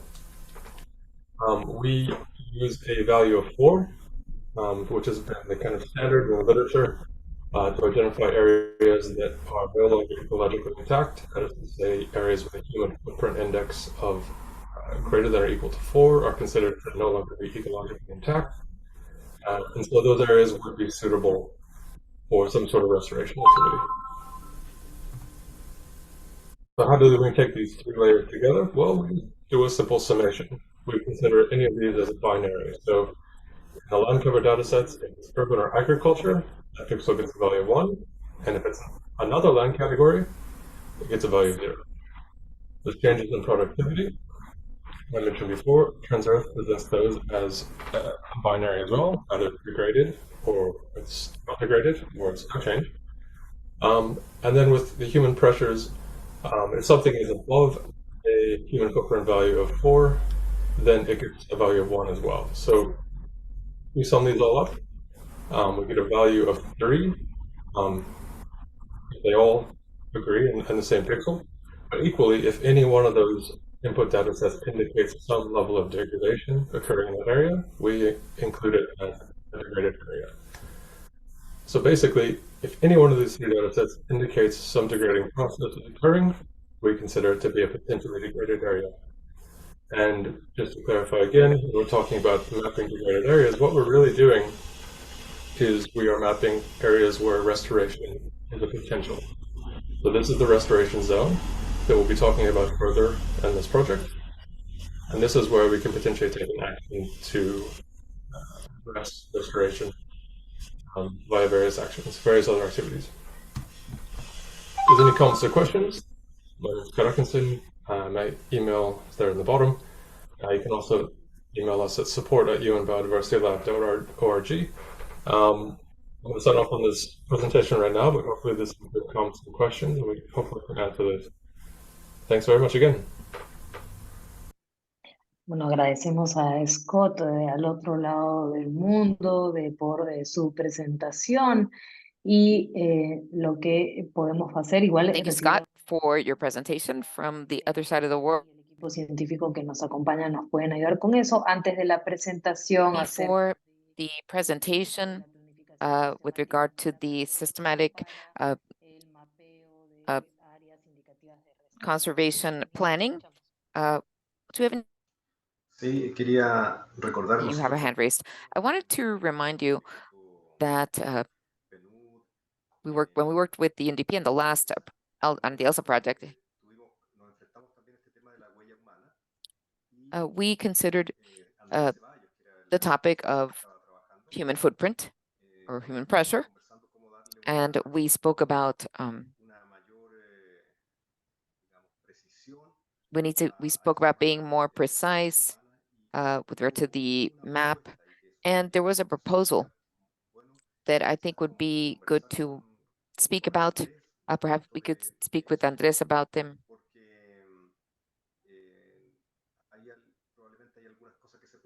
But maybe there's something that can be improved. We could speak with Andres about that. That's my comment. Eso haremos entonces, de todas formas nos pondremos en contacto con él. Okay, we will contact him. ¿Quisieras comentar algo? Do you have another comment, Oscar? Anyone? I'll just thank Danielle for that. For the first version of the dossier, we've adopted the global methods for mapping degradation. However, for the 5 pilot countries for the restoration dossier, 2 of them, Chile is one, has already developed kind of national data for the degradation mapping, the potential restore zone. So this is something we'd like to look at using for the second iteration. Yourself and Andres and Esteban put a lot of thought into thinking about where restoration might be possible within Chile, and you gave us national data for that. So I think using that for version 2, we should discuss that further instead of the degradation mapping we've used so far.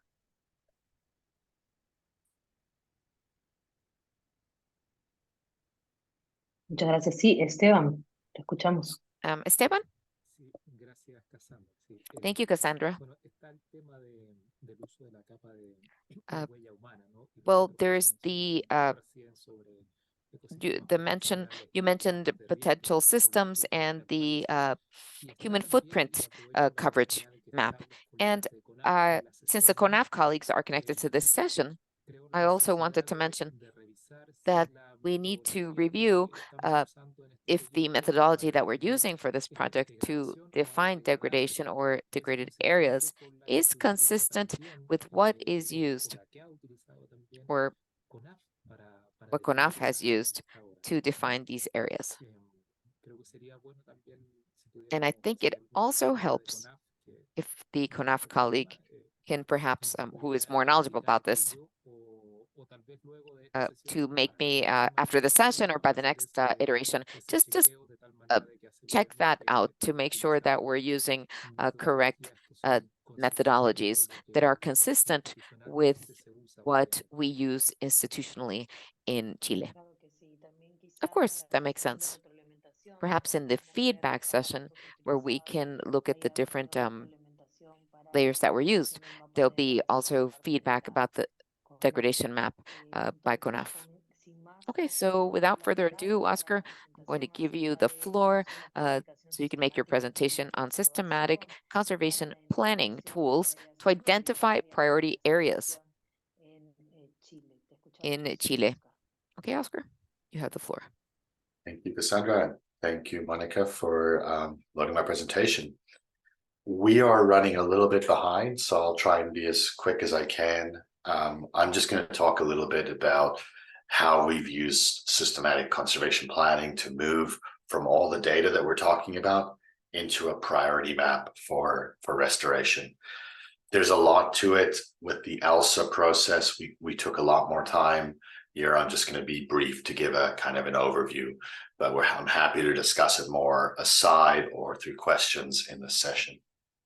So basically, our ultimate objective is to use systematic conservation planning to identify priority places within the country to restore that maximize benefits to biodiversity, climate change, and human well-being. That's our overall mission. Next slide, please. Well, we're adopting the use of systematic conservation planning for two primary reasons. The first is just the amount of work participants on this call, as well as our team, put into the mapping of essential life support areas and how that work can help underpin the restoration priority map.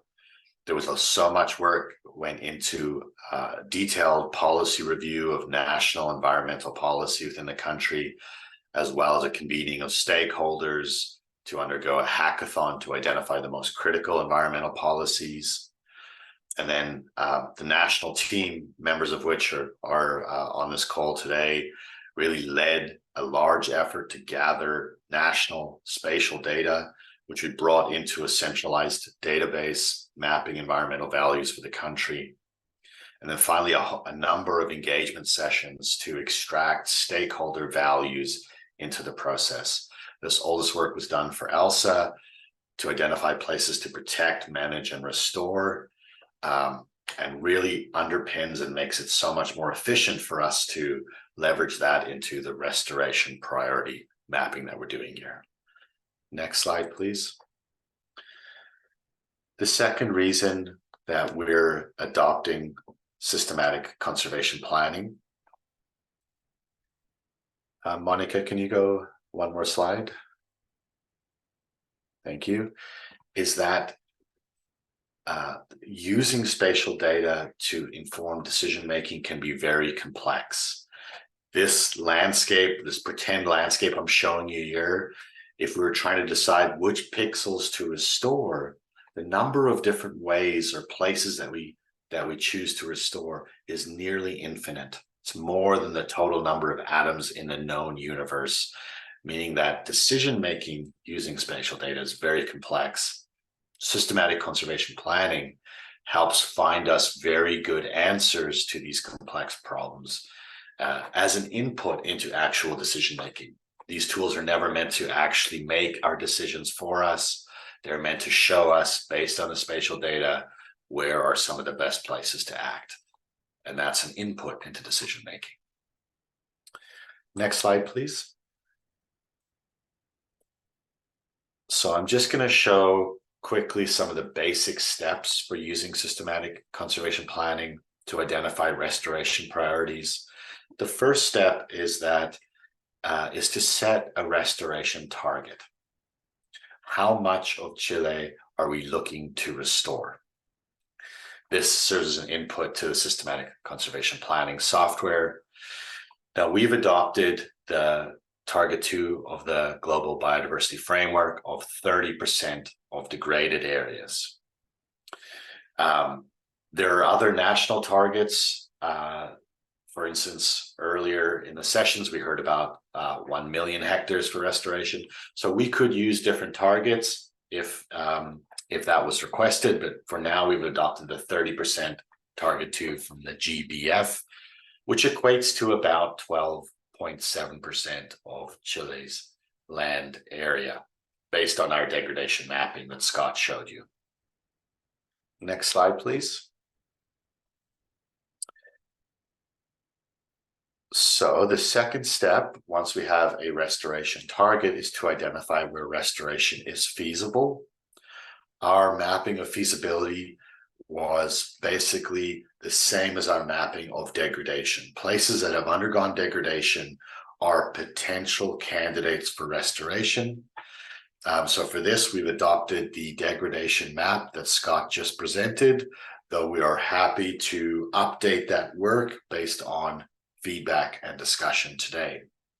So the map that you see here, these are the mapped areas of mapped degraded areas, and they are candidates in the systematic conservation planning software for restoration. Next slide, please. The third and final step for using SCP to identify restoration priorities is to identify places that restoration can maximize the benefits to biodiversity, climate, and human well-being. Next slide, please.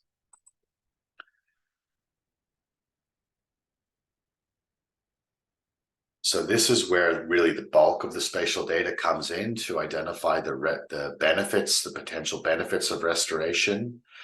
These are the benefits summarized, but my colleague Dijan will be presenting in detail all of the individual maps in the upcoming session after the break.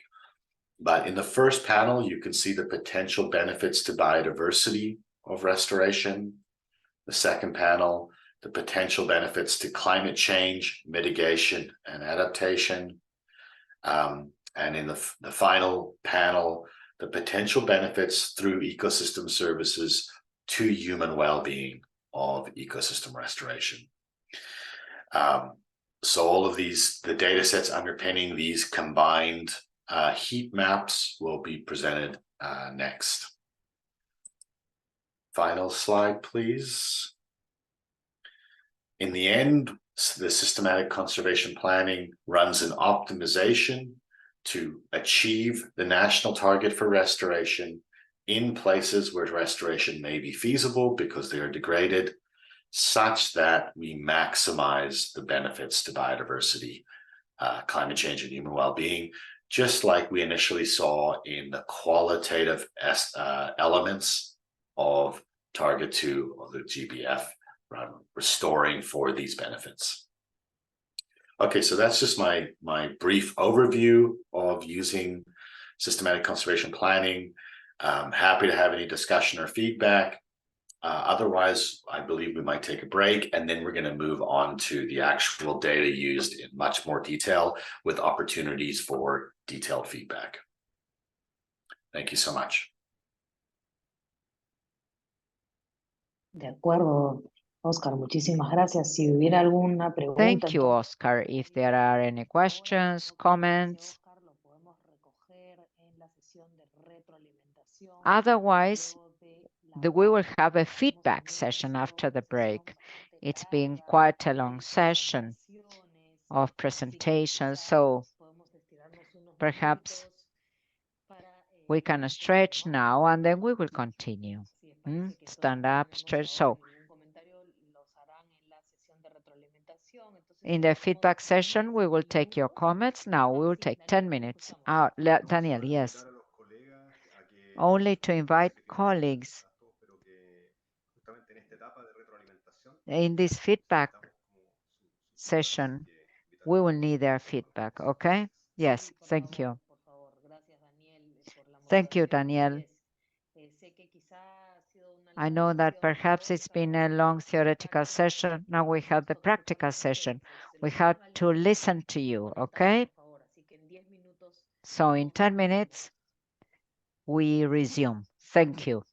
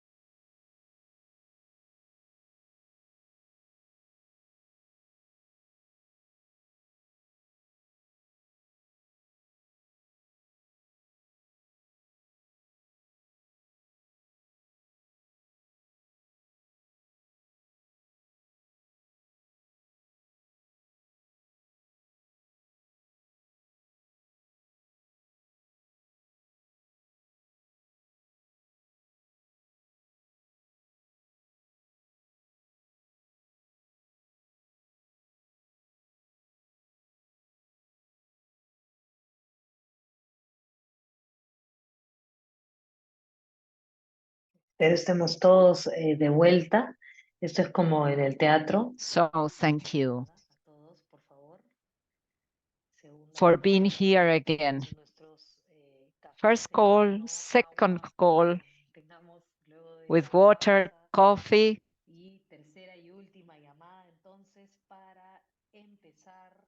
So let's start. Entonces, sí, Un sí, timbre de Esteban. bomberos. Sí, claro. La tercera We llamada. need like a fire alarm.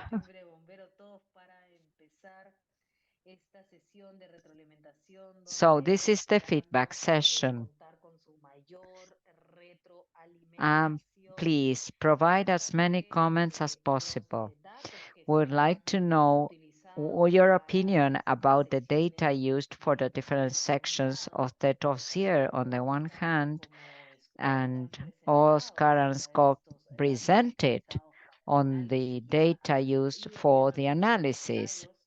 You've seen some comments about this. So what we want is to know better, more exactly, if there are more current data that we should use nationally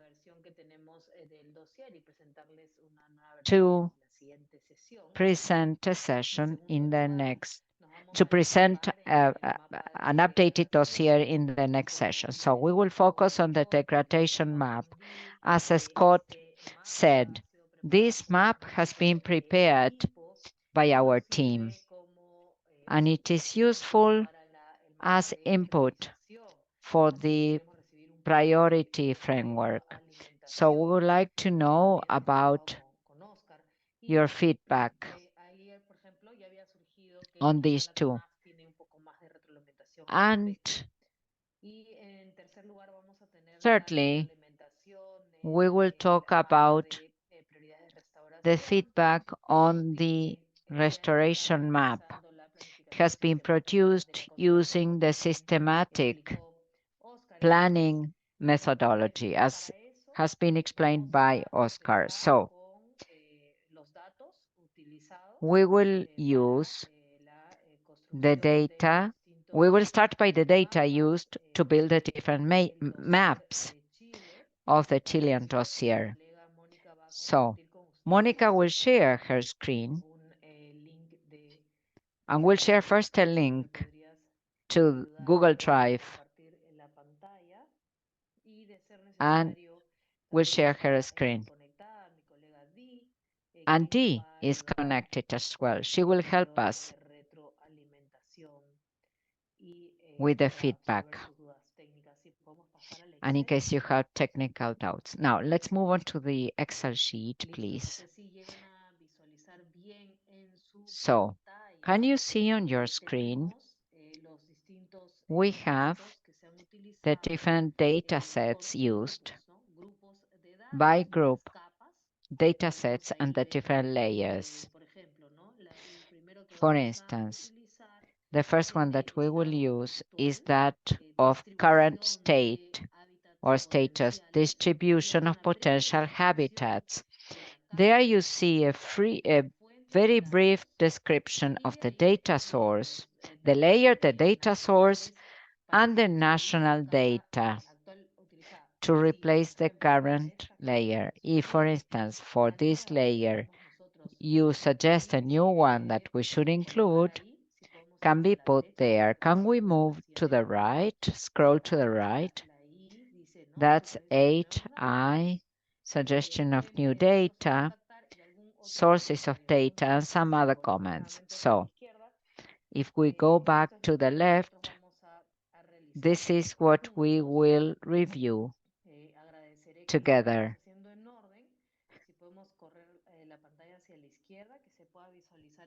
Let's scroll to the left so as to see the data sets. Now, it's the current status.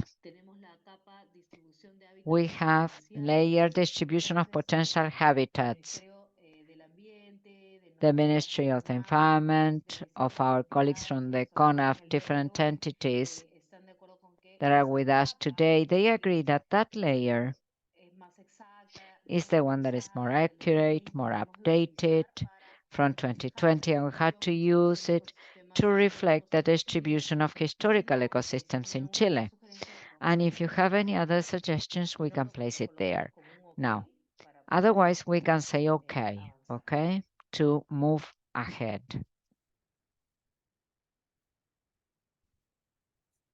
Daniel tiene la palabra. Sí, perfecto.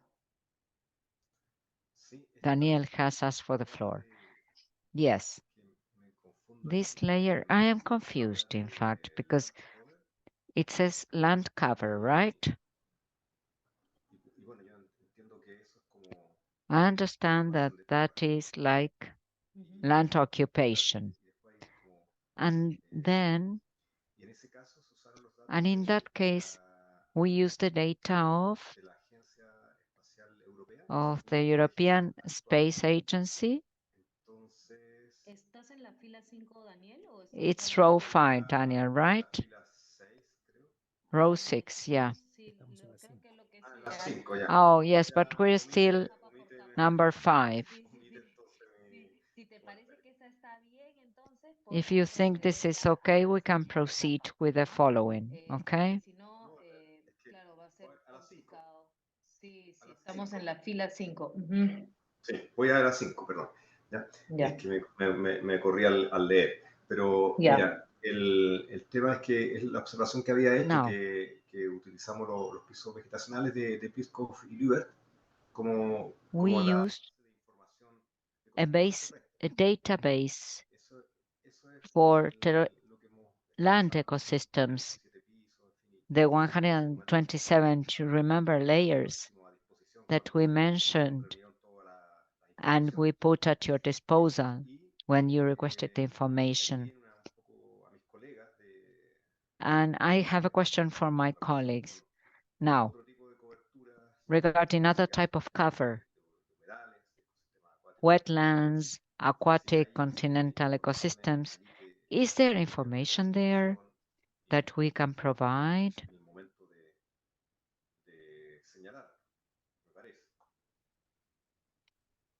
This is the time to offer that information. Now we are going to share the link with you. The link will be shared and you will all have access, but not to write. It will be read-only. Please, if the technical team can share the link, so the technical team can only annotate the document, please.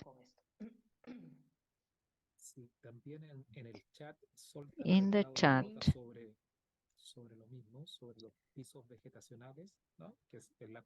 Sultan has said the same, the layers and the discharge link, the download link, sorry, for that cover. Yes, we can copy that, Monica, in the notes.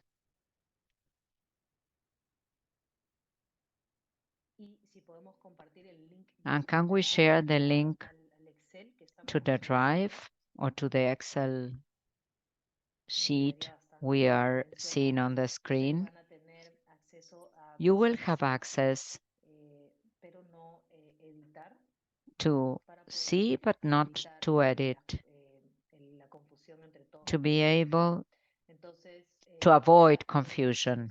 You won't be able to edit the document. So we have included Danielle's comment in the Excel sheet. Have we?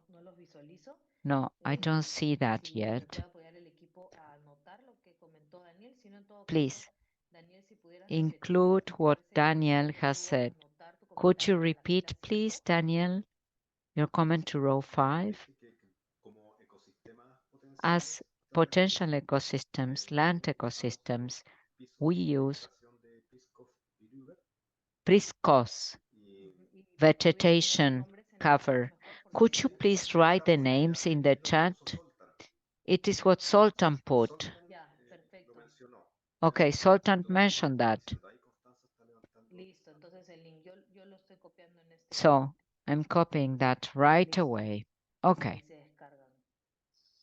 Ya pisos, perfecto. Ahí estoy copiando todo el comentario de Soltan en la So I'm columna. copying the entire comment made by Sultan, and I'm going to give you the floor. I'm going to give Constanza the floor, and then I'll give you the floor. Thank you. No, thank you. Okay, Constanza. Thank you, Cassandra.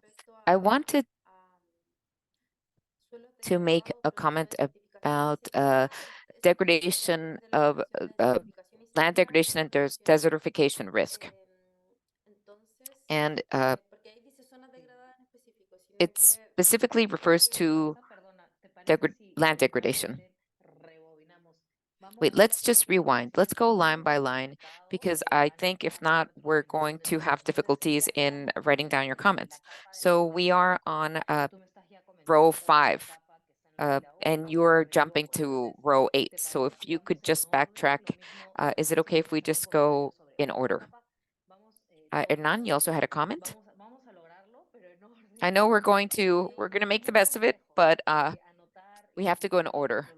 If not, it's going to be a long session. So I beg your forbearance. Okay, so now we're going to go to the opportunities for restoration of ecosystems. Opportunities, and then we have Constanza Hernan. Let's focus on that. So we're going to first go with current land cover. If you have any comments on suggestions of new data. So we're using the world cover data of the pertaining to the ESA from 2021.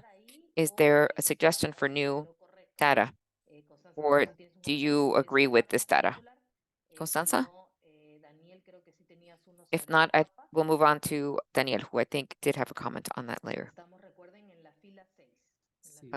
We're on row 6. For ELSA, we used a layer updated by Jorge. So it has to do with it was information that was already prepared, but we need to verify with Andres. I think that if we look at the ELSA layers, it truly makes sense to because it's rather updated. We concluded just a short while ago. So I would say Jorge Herreros. Jorge Herreros. Okay, and there's something even more updated. So I think we would need to update the layer that Jorge was responsible for. And we can even update that more. Also including wildfires from last season, I think.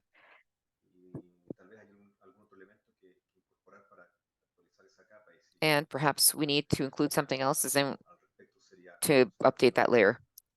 So we need to definitely update that. And I know we have the information for that. Okay. I hope you're all jotting this down. I'm jotting it down. Jorge Riveros, list of wildfires. So then we move on to row 7, which is degraded areas. And we see the layer that was used from Trends Earth world cover. And we see Sebastian. Do you have a comment on this layer? Hello. I had a comment on row 5, to land wetland or terrestrial wetlands, because we need to also look at our national inventory, or is that separate? So let's ask you, who Di, is the distribution of potential habitats, potential habitat distribution as part of the national inventory for wetlands, or is that found in another layer, Di?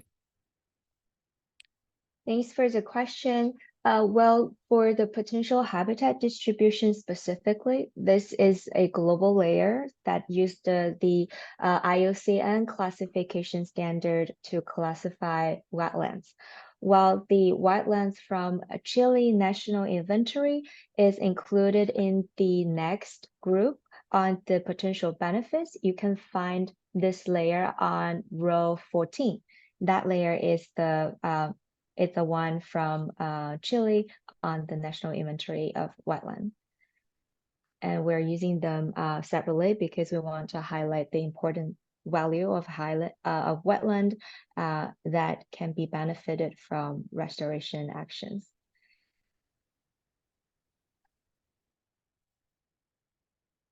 Muchas gracias, Dee. Thank you, Nos Dai. comentan también sobre la capa que está en la So we're línea also 6, being la asked cubierta about ambiental actual, row la 6, capa which zonal, que is podemos ampliar en current la columna K de land cover. datos. Y con eso entonces podemos pasar And if not, a lo que if there are estábamos no further conversando comments, we ya can move on to what de we were zonas addressing degradadas. with regard to Tenemos algunos degraded comentarios areas. sobre esa capa, Are si there es any que es comments on this la layer? capa correcta o tenemos alguna Is it the datos correct layer, or nacionales do we que have pueda sustituir national esa data capa sets that we can use? utilizada? Lo podemos comentar o si no decir ok y pasamos a la Or if not, we can just all agree and move on to the next layer because there are many layers to review. We want to be as quick as possible. So you all have the opportunity to read the description. Daniel? Well, for degraded areas, it seems that it's very important to have addresses as a question. We don't have a layer for degraded areas, degraded zones or areas, but rather GONAF works with a focus on the Convention Against Desertification to assess degradation. But we can well include that purview here. And we could also add it as ecosystem services and biodiversity elements to the layers already in the exercise.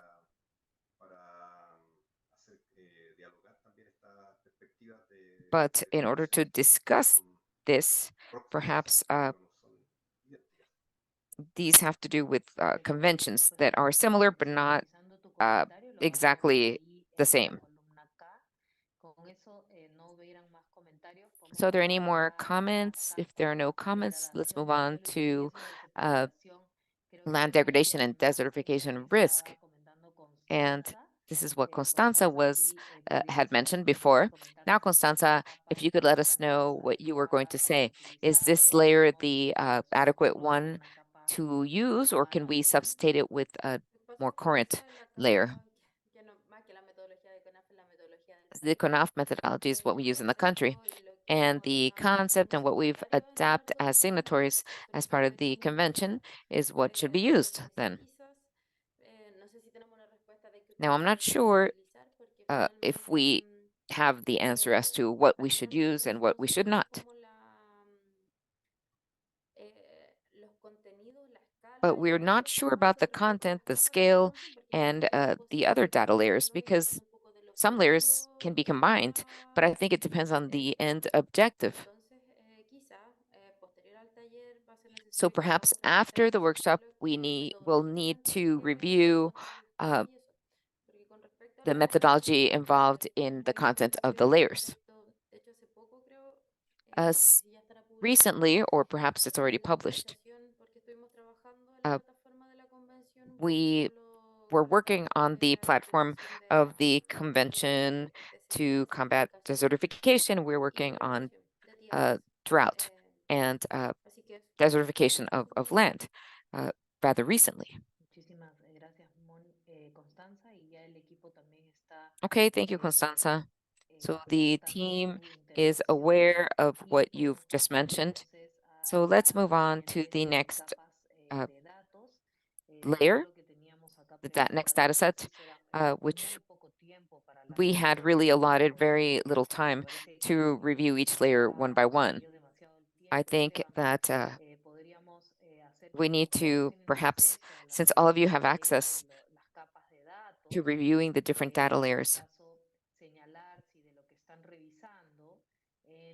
I wanted to ask you if among what you've seen, is there anything that needs to be updated instead of going one by one, because we're going to be here forever. So could you perhaps just give us your feedback with regards to what's there, and if there's anything that you think needs to be changed, just raise your hand and say, okay, line 12, Cassandra, needs to be updated. So I think that makes better sense. Just for the sake of time. I agree, Cassandra. Let's see, not everyone can edit this.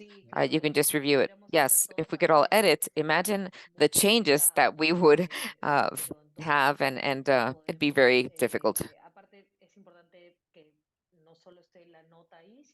And it's important for your comments to be included as part of the chat, and that way we know who the different responses that we had. So we only need the data layer on national landscape restoration projects. And if that's the one, I guess, that needs to be replaced, it was used by Symbio. And if not, the data that we have, the data layers in potential benefits for ecosystem restoration, then raise your hand and mention if there's something that needs to be changed or needs to be added, or a layer that you think isn't right, that we need to perhaps check. Yes. Okay. So we're going to be waiting for comments about this layer. So how are we doing so far? Is there a national layer that we need to include or replace, as Esteban also mentioned?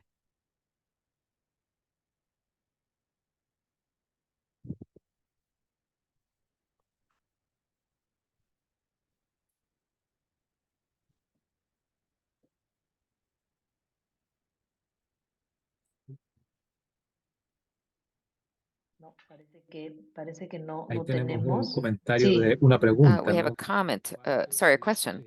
It says that we are considering the layer of protected areas. Are we considering that? Dai, can you respond to that?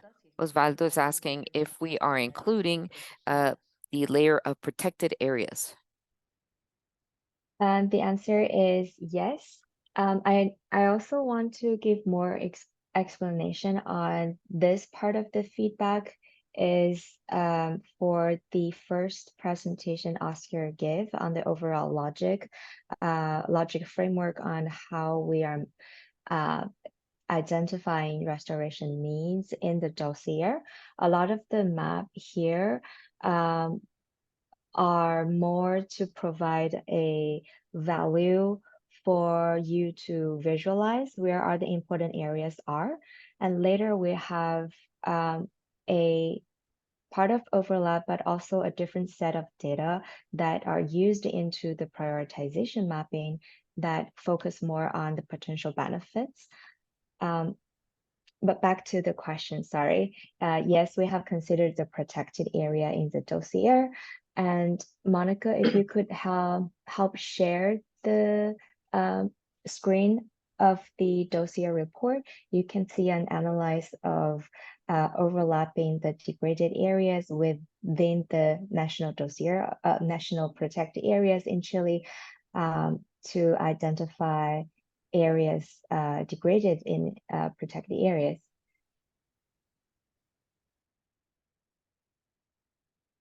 This will be the second chapter. in the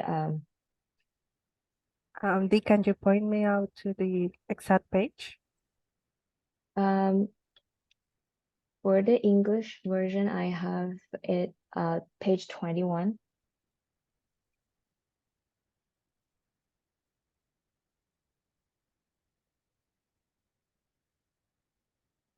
And after that, enter that, yeah, and keep scrolling down.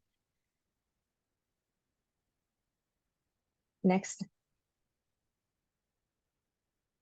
And after that, like 2 maps after this.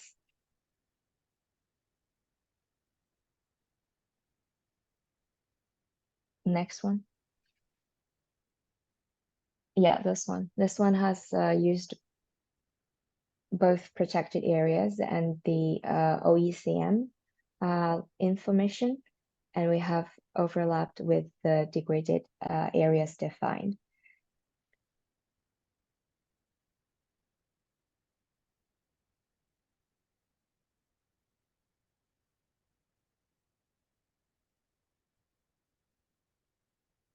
Daniel? ¿Se escucha? Sí. Sí, gracias. Can Sí, you hear? Yes. ya que mostraron esta lámina con las áreas protegidas y la To show this area with degraded areas and SOMEC. todavía en un proceso como The SOMEC is still in a process población de qué áreas of son, preparation, of detection of the areas.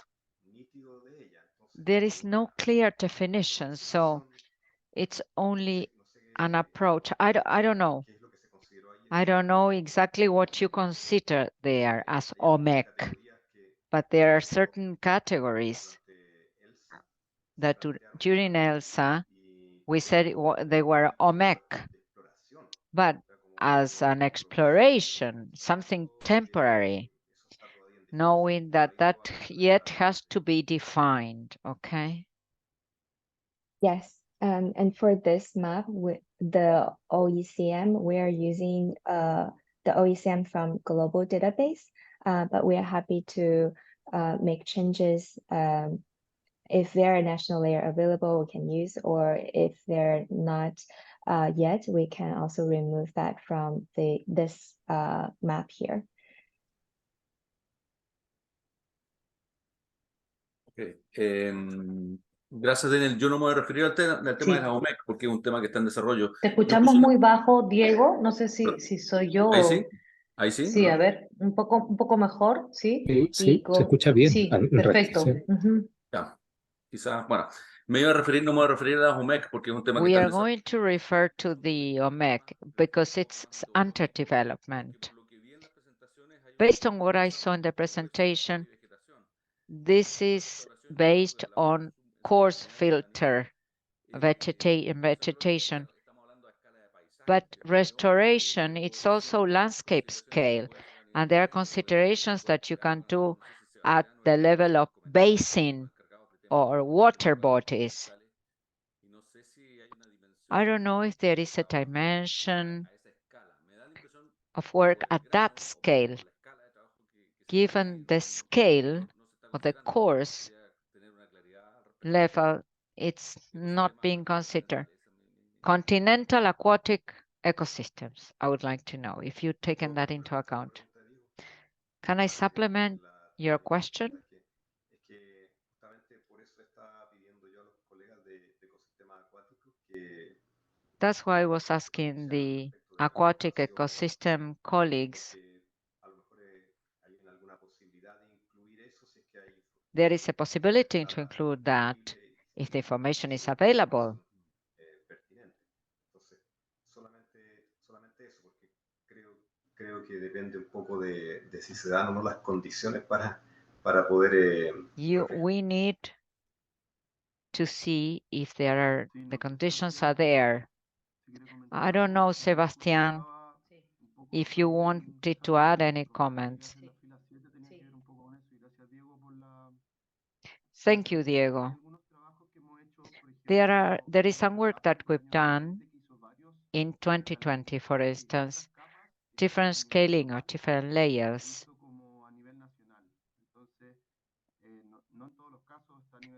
at a national level. At a basin level, sometimes there are like two approaches on which we worked. Quantity of water, risk for the quantity or the supply of water. And there is another concept that has to do with degradation in terms of water quality. And there is a World Bank piece of work based on some parameters. They evidenced that one portion of the GDP of developing countries was at risk. And another paper through a sustainable development goal, 6.2, I think it is, it mapped Chile completely in terms of water masses and their quality, good quality, bad quality, that could be used as a national proxy.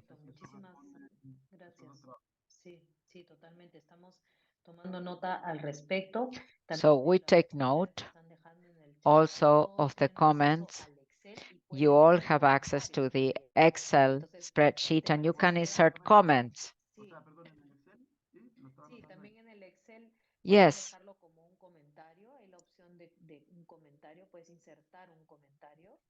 You can insert the comment.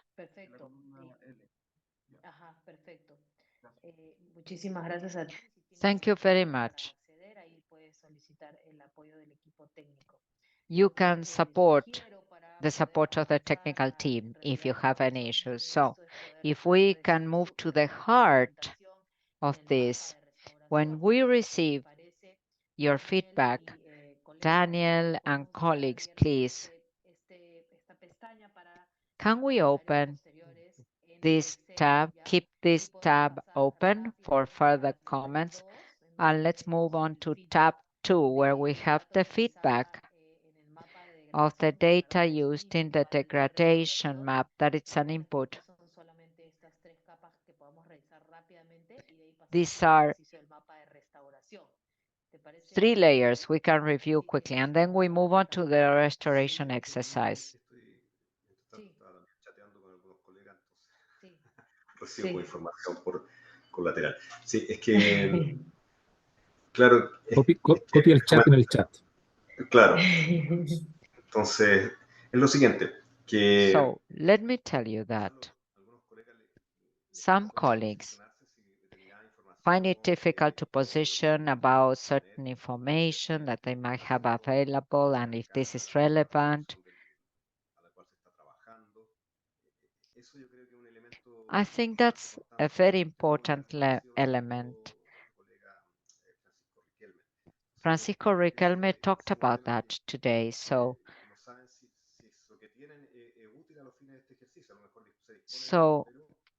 perhaps we have information, but is it relevant for the purposes of this exercise? And there is a question that I asked at the beginning. We would like to have this done at a national level, but also regional. Perhaps we won't be able to do it, but to have a regional approach of at least of some of the parameters would be useful. Yes, Dai, why don't you give us your reaction about what we are doing? Dai.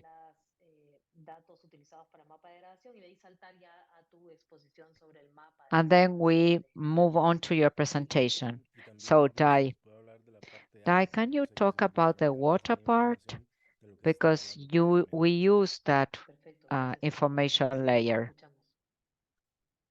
Yes, Dai, if you want to take the floor to say anything. Sandra, may I confirm your question? Is it about the tab 2, the degraded area map, or the overall dossier? Sí, más que una pregunta sobre esa pestaña. No, a question. I mean, experts are asking about the feedback of the layers used as an input. If they don't know very well about the resolution could you explain a little bit more about it? And what Enrique also said about some comments of what experts explained about water masses or layers. Perhaps this is included in your presentation. If so, we can wait till you give the presentation. I don't know, T, what's easier for you, to explain it now or to move on to the degradation presentation? Yeah, I can share. Can I share my screen on to explain the data used in the dossier? Thank you. Perfecto. Let me find.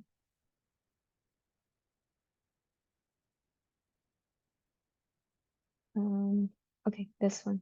Sorry. So this is a review of the slide Oscar showed, that we are in the dossier report.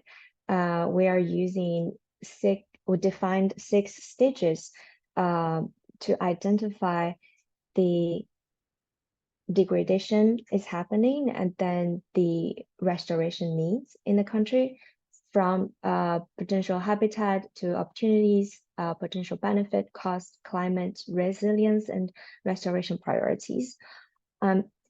Each stages, we are selecting data that can be representative to identify each steps. And they are correlated in the dossier to tell a more complete story on how should we identify where to start in the restoration action, and in the end, where are the restoration priorities in the country. And I want to briefly explain that the restoration priority here are using 17 input layers from the potential benefits, and then are using the degradation layer defined as zones, but not all of these layers in the dossier are used in the SAP analysis to identify the priority. Some layers are provide an added value to complement the restoration priority map. And maybe Oscar can also jump in here to provide more explanation. I think our feedback for this section is more on, we hope to hear more of the overall structure, if the 6 stages here is meet the national contest in Chile, and if the layer we selected using a global approach can be better refined and improved with national data. And later we have specific data introduction and feedback session for layers used in restoration priority mapping, which is the section I will do a presentation and feedback later. I hope that explained a bit. And Oscar, do you have anything to add? Thanks. I think you covered it well. In the interests of making sure we we finish in time, I'll leave it at that.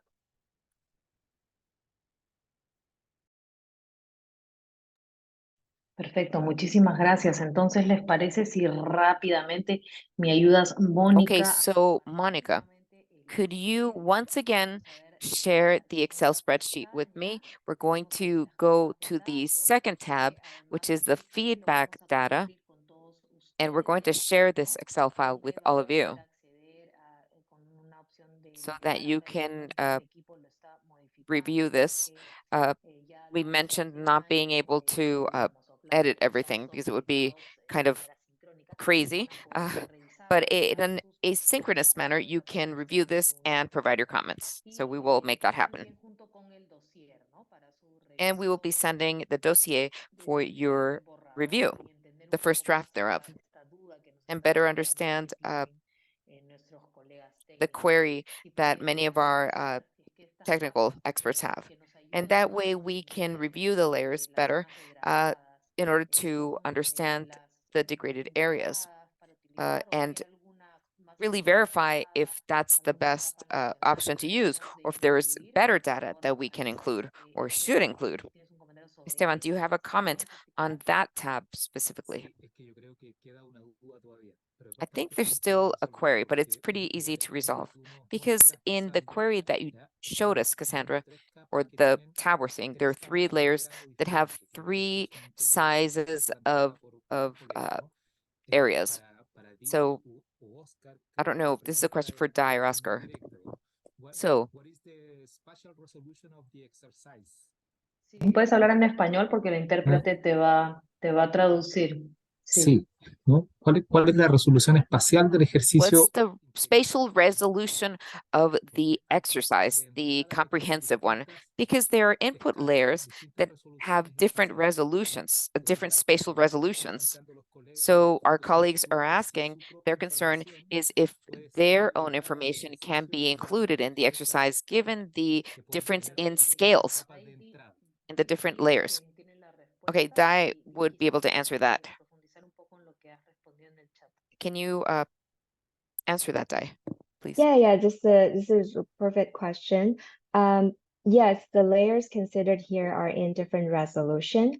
And to be considered in the prioritization analysis, we are using a planning unit size of 250 meters to identify the resolution of the restoration priority mapping exercise. So for the degraded area map you're looking at, this is also aggregated into 250 meters. So even though the land cover is 10 meter itself, trend earth is 250 meter, they will be combined into the same resolution when using it. I hope that explains. Sí, perfecto. Solamente Okay, para perfectly.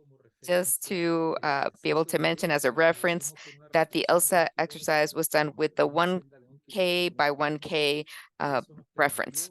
And that allowed us to also analyze this on a regional scale. Now, in this case, there's a finer scale. So the level of detail would allow us to develop an analysis on a regional scale. Quote, that would be better than ELSA. Well, having said that, if we have any comments about the data layers that we have for degraded areas, please let us know or enter the comment directly in the Excel spreadsheet that you will soon be able to access and edit. So any person with access to the link will be able to comment right on the spreadsheet. It seems that there are no further comments. You can also add your comments. We will share the comments and the dossier and the link with you for your preview and your feedback after the session. And let's go to the feedback session about what we've built as part of our restoration map. Dai?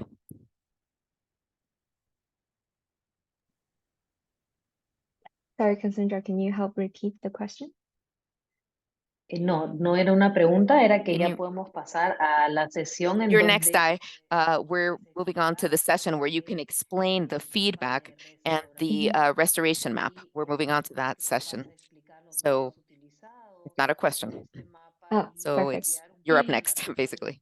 Okay. And just provide feedback that you need from the participants with regard to the map, which is the heart, the crux of this. I know that you're on the other side of the world, but you're up.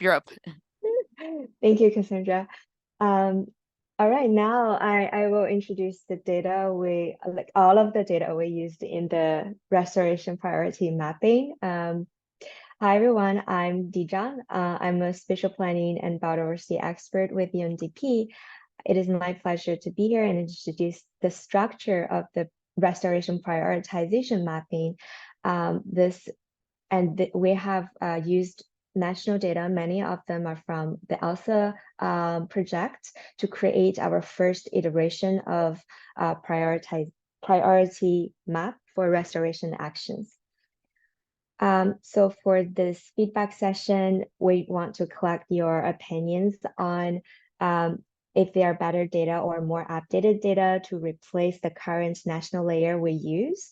And if you think we should include more aspects into the consideration of restoration mapping, and any other suggestions you might have to improve our work here. With that, I will start my presentation with an overview of the data structure. We can broadly break them down into 4 groups: base map, planning features, zones, and optionally a lock-in constraint.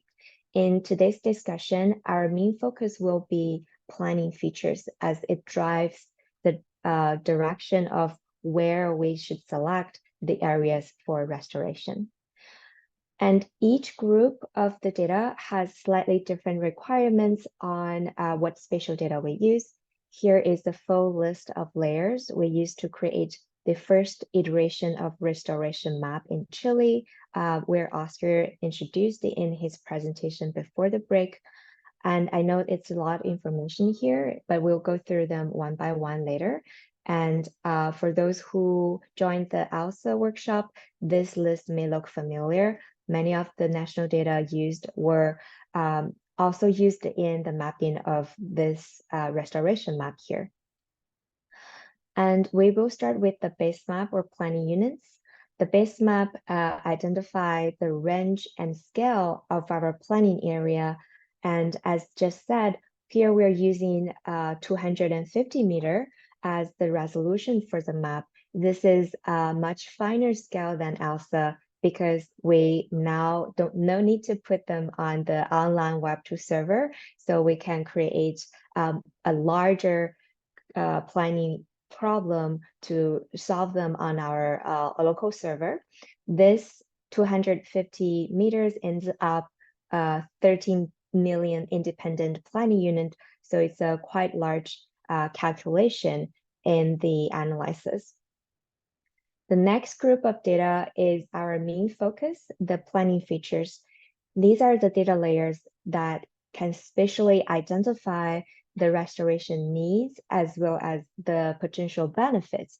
We have broadly grouped them into 3 clusters: benefit for biodiversity, benefit for climate change mitigation, and benefit for human well-being. And we'll start with biodiversity. The first feature we considered is the underrepresented ecosystem. This is a national data from Department of Protected Areas, and the value here is the percentage of ecosystem that is not represented in the official protection system. As we can see, a higher value was given in the desert in the north of the country. And the next one is a polygon on National Inventory of Wetlands, which we also discussed earlier. This layer from 2021 was included in our prioritization mapping.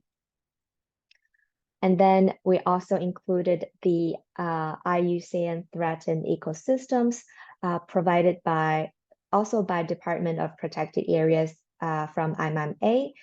This has defined the ecosystems according to the IUCN criteria on red list of terrestrial ecosystems.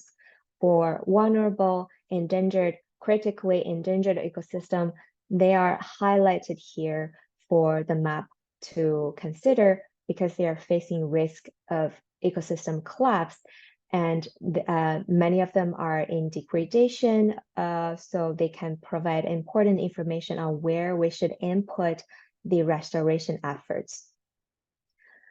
And the next one is also according to IUCN red list. Red list. is the threatened species richness map of Chile. This is the national data we accessed from ARCLIM. The value here is the relative number of flora and fauna species identified as vulnerable, endangered, and critically endangered. And the next one is the risk index for the loss of plant and animal species diversity due to future change in the mean annual precipitation and temperature due to climate change. You can see that. And this is also data from ARCLIM. The maintenance of these species rely on healthy ecosystems, so reduction of threats and restoration actions may benefit these areas of importance.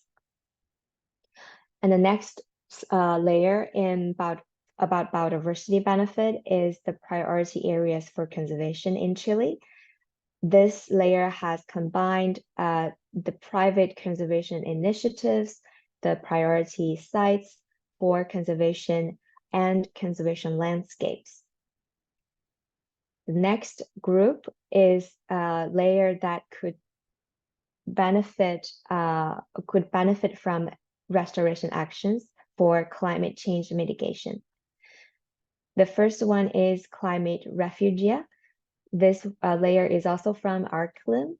It has combined, we combined both flora and fauna safety margin and adaptive capacity to both temperature and precipitation change. So it reflects on average how will all the species adapt to climate change, and higher value represent higher adaptive capacity. The next one, land degradation and desertification risk, is a layer from CONUF. It identifies desertification risk based on 4 variables: the aridity intensity index, the current erosion risk, forest fire index, and the human pressure index, all combined together to identify the most degraded area and area in potential desertification. And the next one is also a composite layer of the sensitive index to change in forest greenness.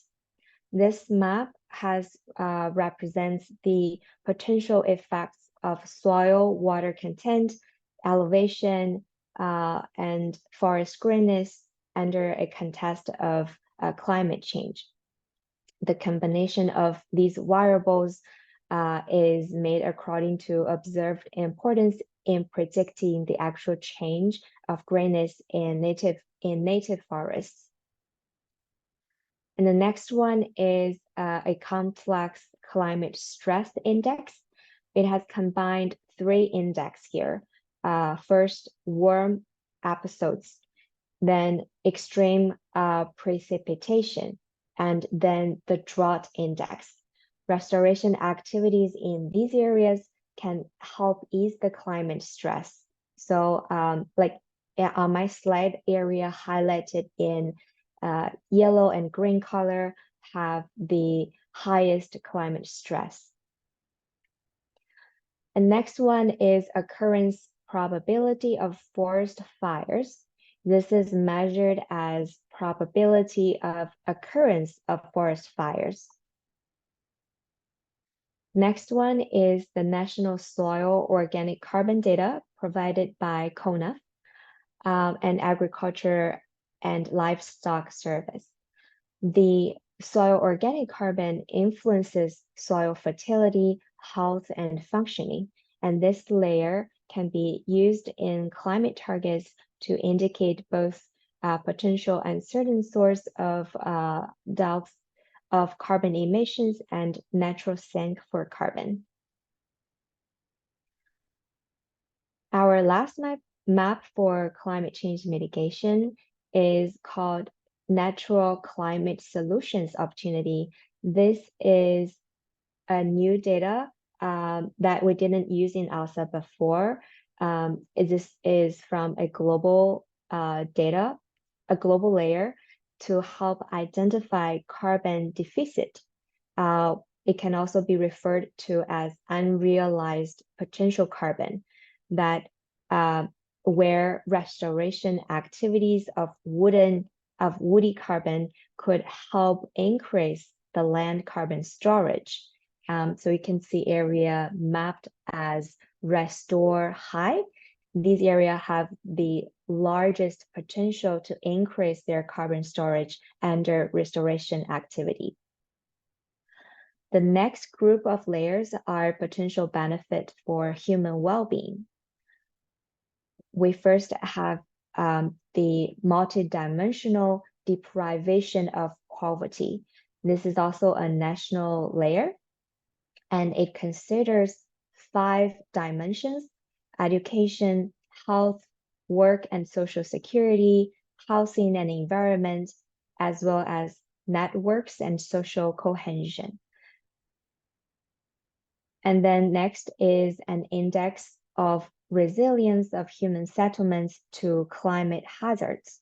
This map seeks to provide an approximation of the capacity of different human settlements to respond and adapt to the climate hazards to which they're exposed.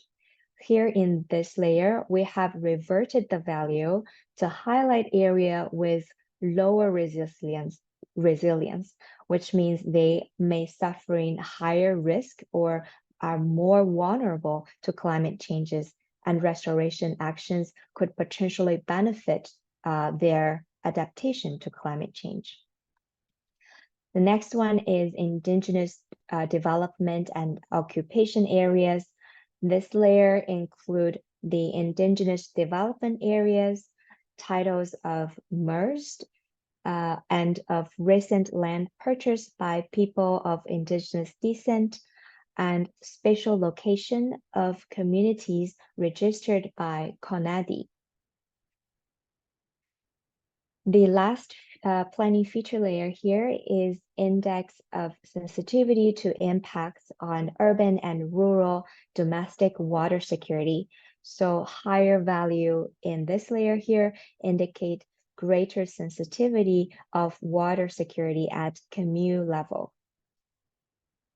And above is the overview of the planning features we used in the first iteration of restoration mapping. The planning feature data will provide a basis or input information for the selection of restoration priorities. But then we also have other types of data, the zones and the lock-ins that can go into the analysis to help define the suitable areas for restoration. And for the zones, here we have used the degraded area map that introduced by Scott earlier. This is currently using a global approach with global data. So we also want your feedback on if the degraded areas can be improved with national data or in the methodology, because we are using this degraded area to define where we can carry on the restoration actions. The restoration priority will only be mapped within the degraded areas here. So that's a pretty important input data to consider and to refine. And our last data type is the lock-in constraints. So by selecting area to lock in, it ensures that the final restoration priority map will definitely include these areas. And for the first iteration here, we used the, we have locked in the landscape restoration projects that are different national projects in Chile that consider landscape restoration, which takes up about 2.5% of the country. And if there are any update on these areas, you can also provide the updated data to us to be integrated in the next iteration. And above are all the spatial data we used in the first iteration of restoration priority map. You can see output of the map, the first iteration map here on my slide. The areas mapped in orange color are the area the SAP tool identified as most important area or priority area to consider for restoration actions. And these are currently are mapped as 30% of degraded areas identified in the layer Scott introduced. And we want to collect your feedback on the input data, all the input data used, as well as if you have suggestions for us to improve the overall analysis. And with that, I hope my explanation here is helpful, and I'm happy to take any questions. Thank you, Cassandra. Over to you. Muchísimas gracias, Di, por tu presentación. Disculpa que te hayamos hecho correr. En verdad es la primera vez que I'm so sorry estamos that I made you run. This is the first time that we are trying out this format, and we saw how we adapted throughout the session. And as you mentioned, as Paloma mentioned at the beginning, this is we can almost say the first time. It's the first of its kind. This is a pilot country for this project. So that's why I guess we have so many questions and comments, but we will get those questions to the right people for you to respond. So after reviewing, I know that the restoration map is included in the Excel. There are 3 tabs, basically. One at the beginning that we reviewed about with regard to the data. The other one having to do with restoration that you can comment on and edit as well. So we're going to send you the draft of the dossier as well and all of the presentations in the Google Drive for your review. And that way we can get your information. But our feedback channels will remain open between us and you.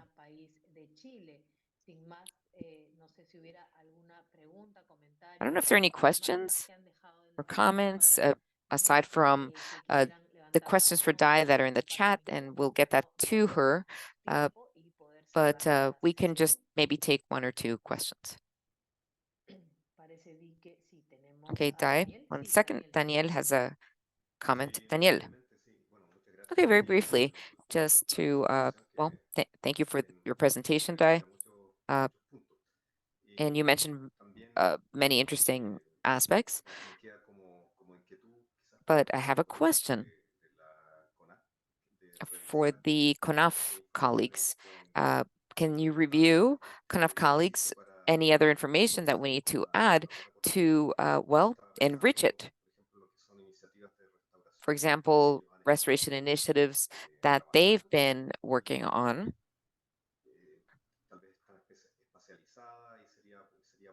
Maybe a spatial letter, spatial information, preferably. And then we also need perhaps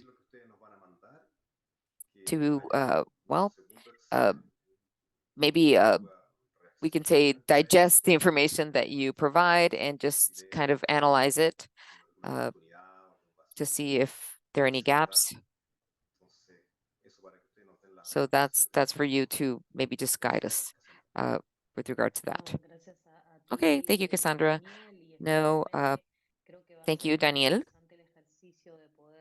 I think it's going to be important to review the dossier draft together with this matrix, and we're looking forward to the comments that you submit regarding the data layers, because many times it just makes better sense to look at the presentations instead of hearing them. So then we'll have a second assessment that will allow us to meet with you during a second session. And then, and I just wanted to add that we wanted to thank you for your willingness to work as a pilot country with us and help elaborate the Restoring Hope maps for Chile. Okay, so without further ado, thank you so much for your comments, and we apologize for going over time just slightly, but I think it's been an excellent session, and it truly helps us with our lessons learned for the consultation process in the framework of this project. The team is gathering plenty of information on their part, and so you are definitely contributing to this process. And we look forward to meeting you for the second part of the session, as I mentioned. So the second iteration of the dossier for Chile will be prepared. It'll include your feedback, and then we'll meet in the next few months for that second session. We will definitely schedule the meeting with plenty of time beforehand, so you can plan accordingly.